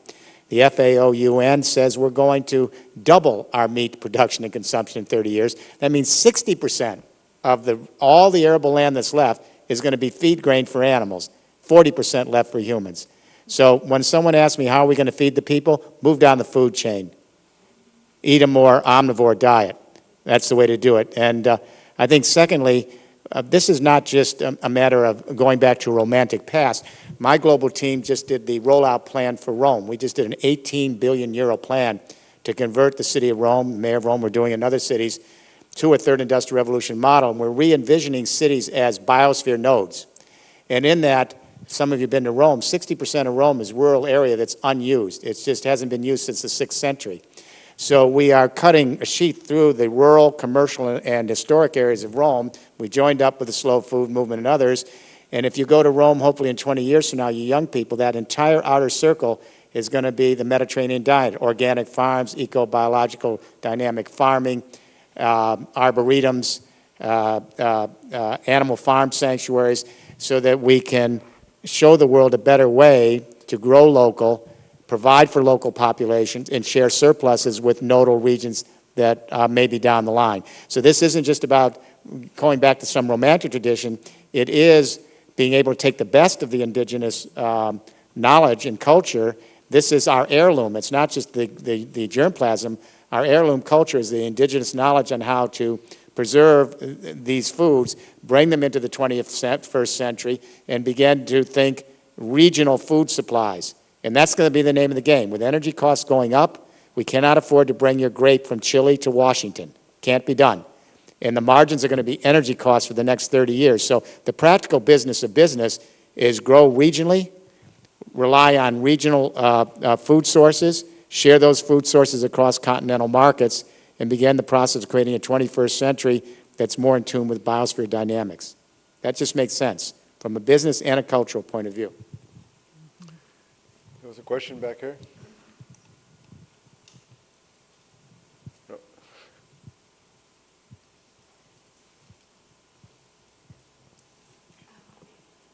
Thank you so much. Buju Nindinawe Manidak. Really glad you're here. I'm so glad that we're here talking about this. This is so important. I'm a mother. I'm from Bad River. I'm Ojibwe, and one of the things that we're really concerned about is our wild rice and our water. There was just a water walk where grandmas came from the 4 directions, and they brought water to Lake Superior to raise awareness about water, because it's not just the climate that we need to be worried about. We need to be worried about our water. One of the real threats to human life and life on Earth is industrial pollution and pollution caused by mining. Mining operations are happening all over, and my community is going through a struggle right now. We're trying to keep a mine away from from the oldest mountain range in the world, the Pinocchio Hills. And what's at stake is our entire way of life. We are, right now, our community is able to maintain a semi-self-sufficient existence with our deer and wild rice and maple syrup production and our fish, and all of that is at stake with this mine. And so what I'm here today to do is just to talk for the water, to talk about the water, because that's what we do as Anishinaabe women. We talk for the water, and we have the water ceremonies. And you know, I want to make sure that as we're having this global conversation about climate and moving our system into a new system where we're not polluting the air, we continue to also think about how we can not pollute the water and how we can stop raping the earth with all the industrial mining operations that are going on everywhere. Thank you. Yep. Miigwech, thank you for those important words about water. And as Jeremy mentioned, climate change is affecting water first, the hydrological cycle. And water is our, first medicine as Ojibwe people and many tribes. So I couldn't agree more with the care for water, preventing the poisoning, and doing cleanup of water, bioremediation. There are some excellent model projects happening with cleaning up toxic water with other plants, phytoremediation, microremediation with mushrooms and fungi that are able to usurp up some of the toxic chemicals and break them down into more less toxic components. So there's a lot of exciting work being done in green technologies using plants to heal water. Did you have a question? Yeah, there's one with a hand up right back here. Well, all right. This is a question mostly for Mr. Rifkin. Corporations should not have the right of personhood. We have moved corporations to the point where they are above the people, they are above the land, they are above the law, there is no accountability, and there is no sense of responsibility. How are you going to help change corporations so that their charters are rewritten, so that they are accountable to the people and the earth? I was saying in the talk, the problem is that if you know the energy regime of a civilization, you know pretty much how the power is going to be distributed, both literally and figuratively. Whether it's a forage or hunter society, traditional cultures, hydraulic civilization, or in this case, the first and second industrial revolution. The name of the game was elite energies, centralized controls, big global companies, the economies of scale were vertical. Everything became big. And the proof in the pudding is the 3 of the 6 largest companies in the world today are still energy companies. And then if you go down the pyramid, the rest are all related in some way to how that energy is then administered across the global economy. The third industrial revolution is really a revolution. It's lateral power. It's power to the people. It's we create our power. And through cooperatives and other arrangements, we, on a flat collateral plane, share our power across continents and across the biosphere. It creates new business models. For example, and you're already starting to see them on the internet, little companies like Etsy, all of a sudden competing against the big manufacturers, where they can now on their website connect up thousands of small craftspeople with millions of buyers and connect them in a more intimate relationship, which is completely distributed and collaborative. Or the nonprofit car sharing networks around the world, where people are now sharing their transport with each other instead of relying on big global operations to do it. We're beginning to see this in a whole range of areas.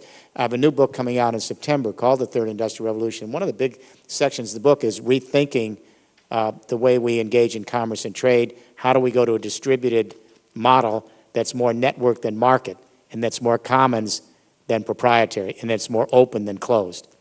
And also in the book, there's a whole chapter on rethinking economic theory. Our economic theory, based on the Enlightenment, is completely toxic, dysfunctional, and it makes no sense. And so what we need to do is rethink economic theory based on the laws of energy, ecosystem dynamics, and begin to chart a whole new course that will affect the way we conduct business. And finally, we have to rethink what the good life is. I remember Jonathan Rowe just passed away, and Herman Daly was an old colleague of mine when they first came up with an alternative index to GDP. But we've been relying on GDP to determine our economic priorities since the 30s, and that's just about output, output, output. So if you have more crime, more violence, more prisons, more weapons, that's all GDP. And when Jonathan Rowe and Herman Daly back 15 years ago said, let's have new indicators, quality of life, longevity, good health, safe environments, good water, safe communities. And now the European Union's now moving toward developing quality of life indicators. France has done it. The UK is starting it. The OECD just did it. These are positive signs. So I believe that the world that I'm talking about in 2050 is going to be very different from the kind of centralized, market-oriented, top-down proposition we had in the first and second industrial revolution. But we have to be vigilant. This is power to the people, but there will be energy interests that would like to absorb it, take it, grab it, and control it. So this is a big mission. And I will say this, if we can create distributed power, that's going to affect politics and governance in a very, very fundamental way. Last thought. The kids that I see, the young adults, I shouldn't say kids, but I'm so old, young people, these young adults in 1920, their politics is very different than ours. What I've noticed in this shift to a third industrial revolution, sometimes you never know who the political body or governing jurisdiction is that wants to do this. And the reason is we still think right-left. We still think ideological politics, socialism, capitalism, etc. No one in 20 years old even thinks about this. It's not even on their radar screen because their spectrum has already shifted to the new model I'm talking about. When they judge political behavior, economic behavior, social behavior, and cultural behavior, their spectrum's not right-left. It's the following. Is this behavior centralized, patriarchal, top-down, proprietary, and closed, or is this behavior institutional, personal, or cultural? Is it distributed, collaborative, open source, and on the commons? That's the new politics. That's distributed, collaborative politics. So I think it's an uphill battle. I'm mindful of the challenges we face, and I also believe that power doesn't like to give up easily. On the other hand, history is not on the side of these old institutional bodies. But that doesn't mean we're going to seize history. That depends on whether or not we've got the resolve to do it. Just because good ideas come along doesn't mean they're going to happen. There's a lot of history littered with good ideas that never saw the light of day. And there are a lot of dark periods in history where we've gone back centuries before we go forward again. So I think the question in my mind, can this current generation and the next three move to change the entire model and create powers for conscience? It's going to be a struggle. But there's no plan B. This is the only plan that I know of. If there's a plan B, I haven't heard of it. Greg, did you want to comment? Well, I'm sitting here thinking in the Museum of the American Indian, where is the American Indian in this? And, I've worked, my whole life basically in Native context, knowing and understanding that the Native experience has been consistently ignored, marginalized, or not even on the radar screen whatsoever.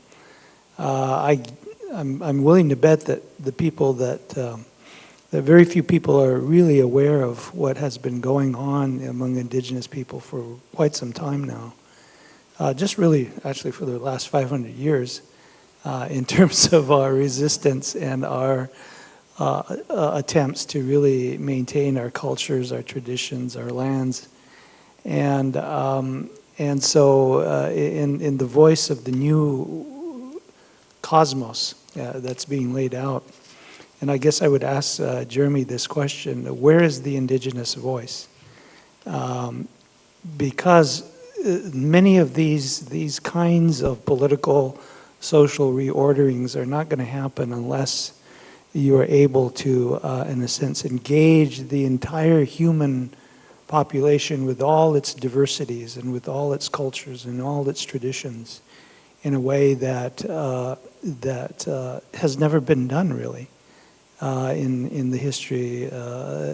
So there's a new political, social kind of thinking and consciousness that has to happen in order, I think, for some of the other kinds of things to happen as well. So I think what we're really talking about is really changing in a very deep, substantial way our consciousness and our thinking of consciousness. Now my focus right now is really how to bring back that sense of communality in a much deeper way than we have it right now. We have some of it, and certainly indigenous people have it, but it's even deeper than that. And I think that communal sense of ownership for a change really is the deepest level of the what we have to begin to get at. And there's several ways you do that. One way is through education. Education, largely speaking,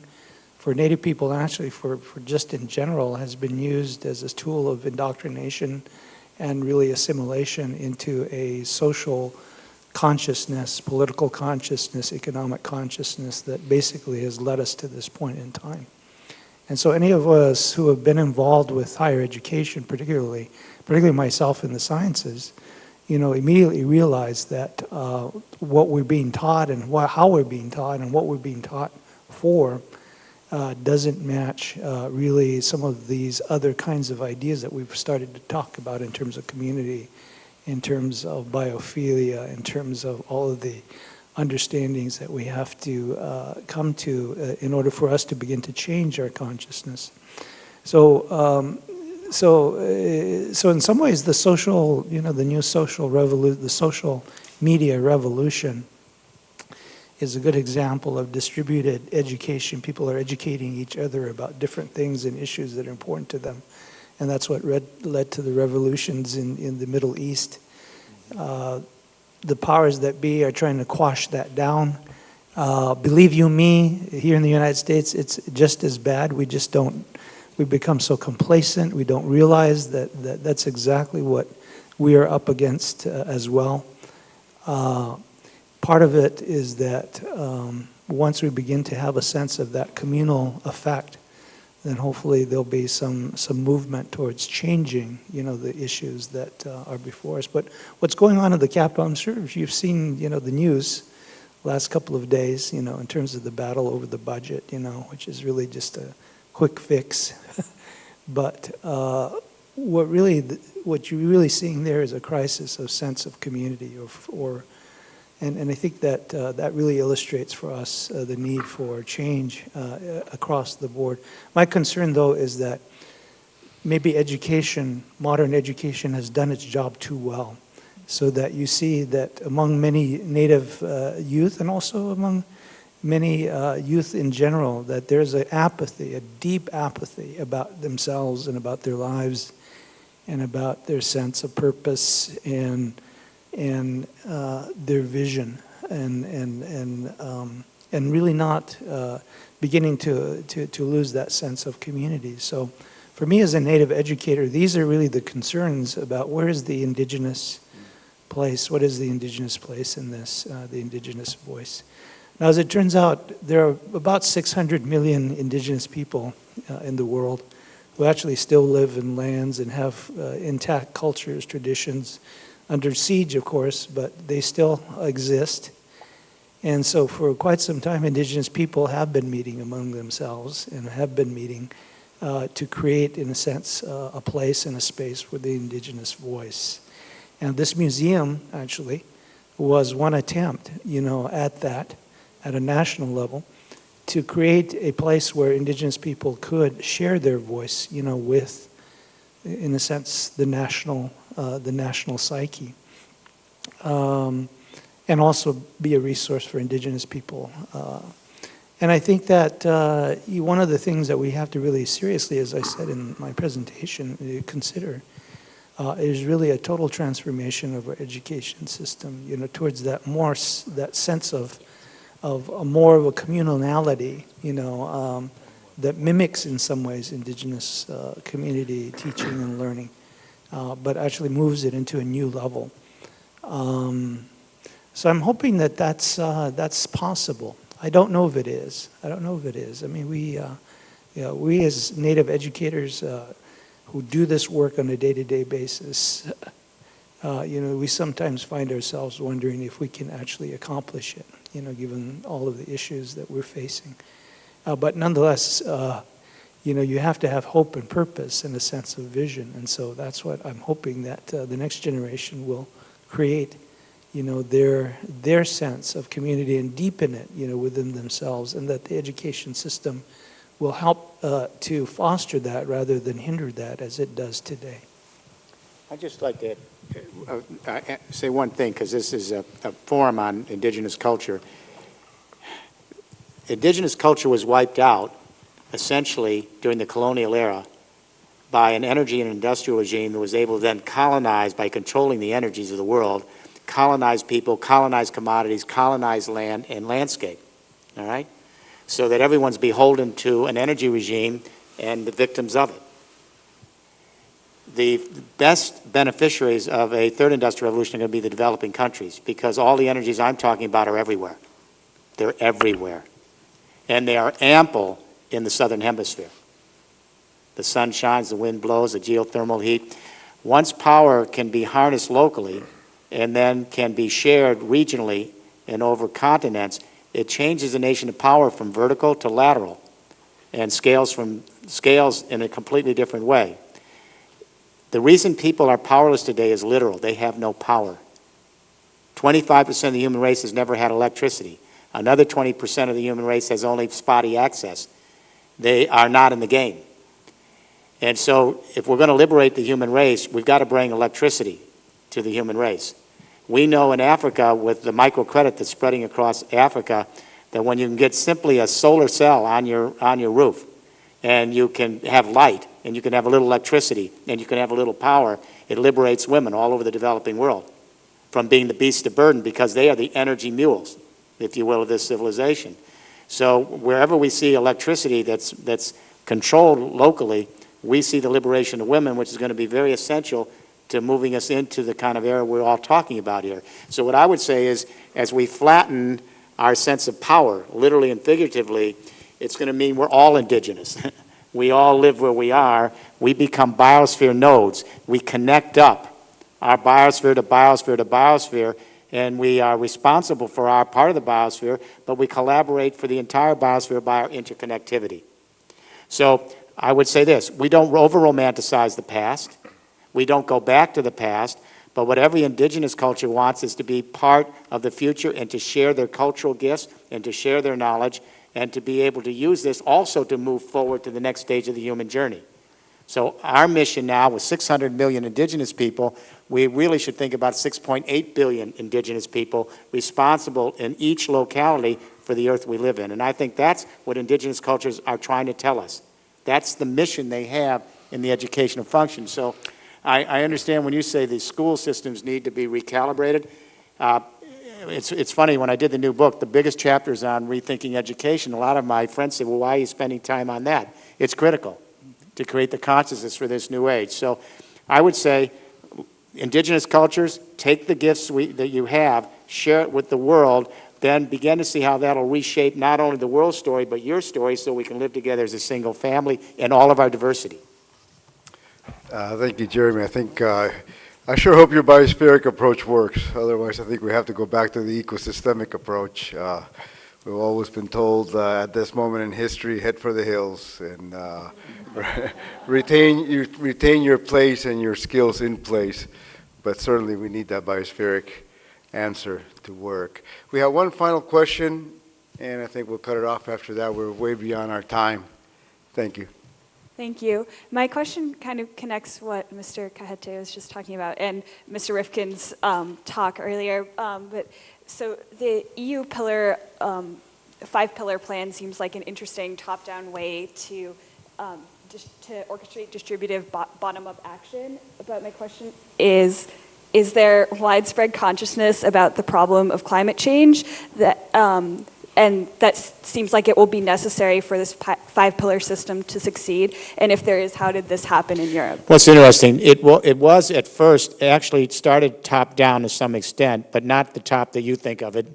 I mean, we brought together in Europe the environmental community, the small and medium-sized enterprises, the consumer federations, the cooperatives. Now, those are pretty distributed, but they're still not the local community, but they represent them across Europe. We found that the only way to implement a third industrial revolution is it has to be buy-in each biosphere, each area, by the 3 sectors: government, business, and civil society, all at the table. So, for example, and all of our master plans are available. They're open.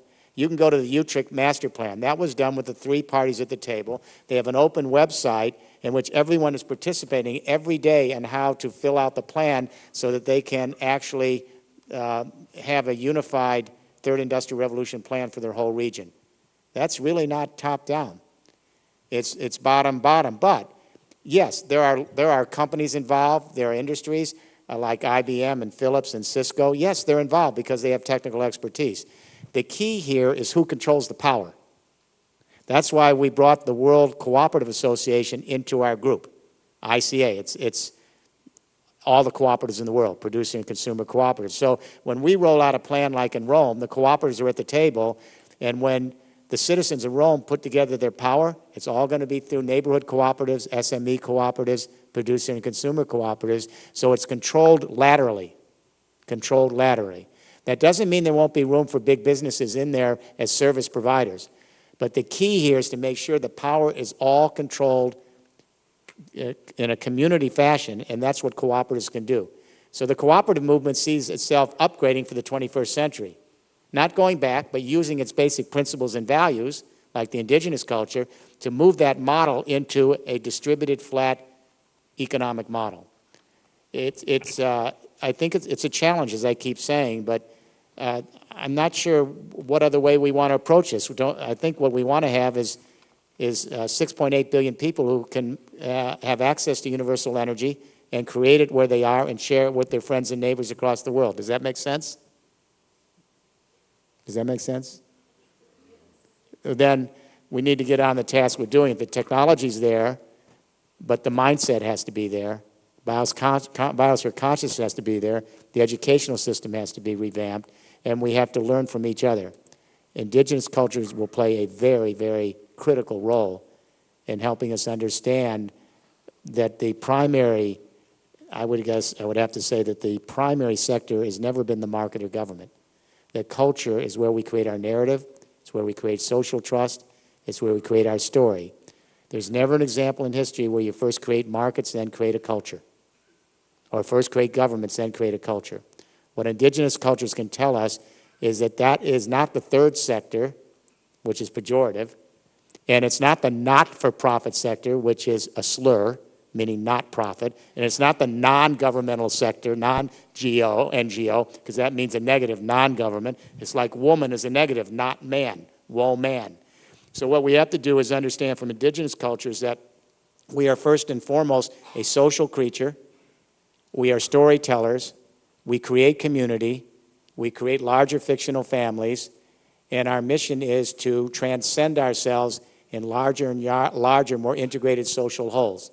And what indigenous culture can teach us is that our story begins with that, the narrative, the social trust, the bonds, the companionship that we create.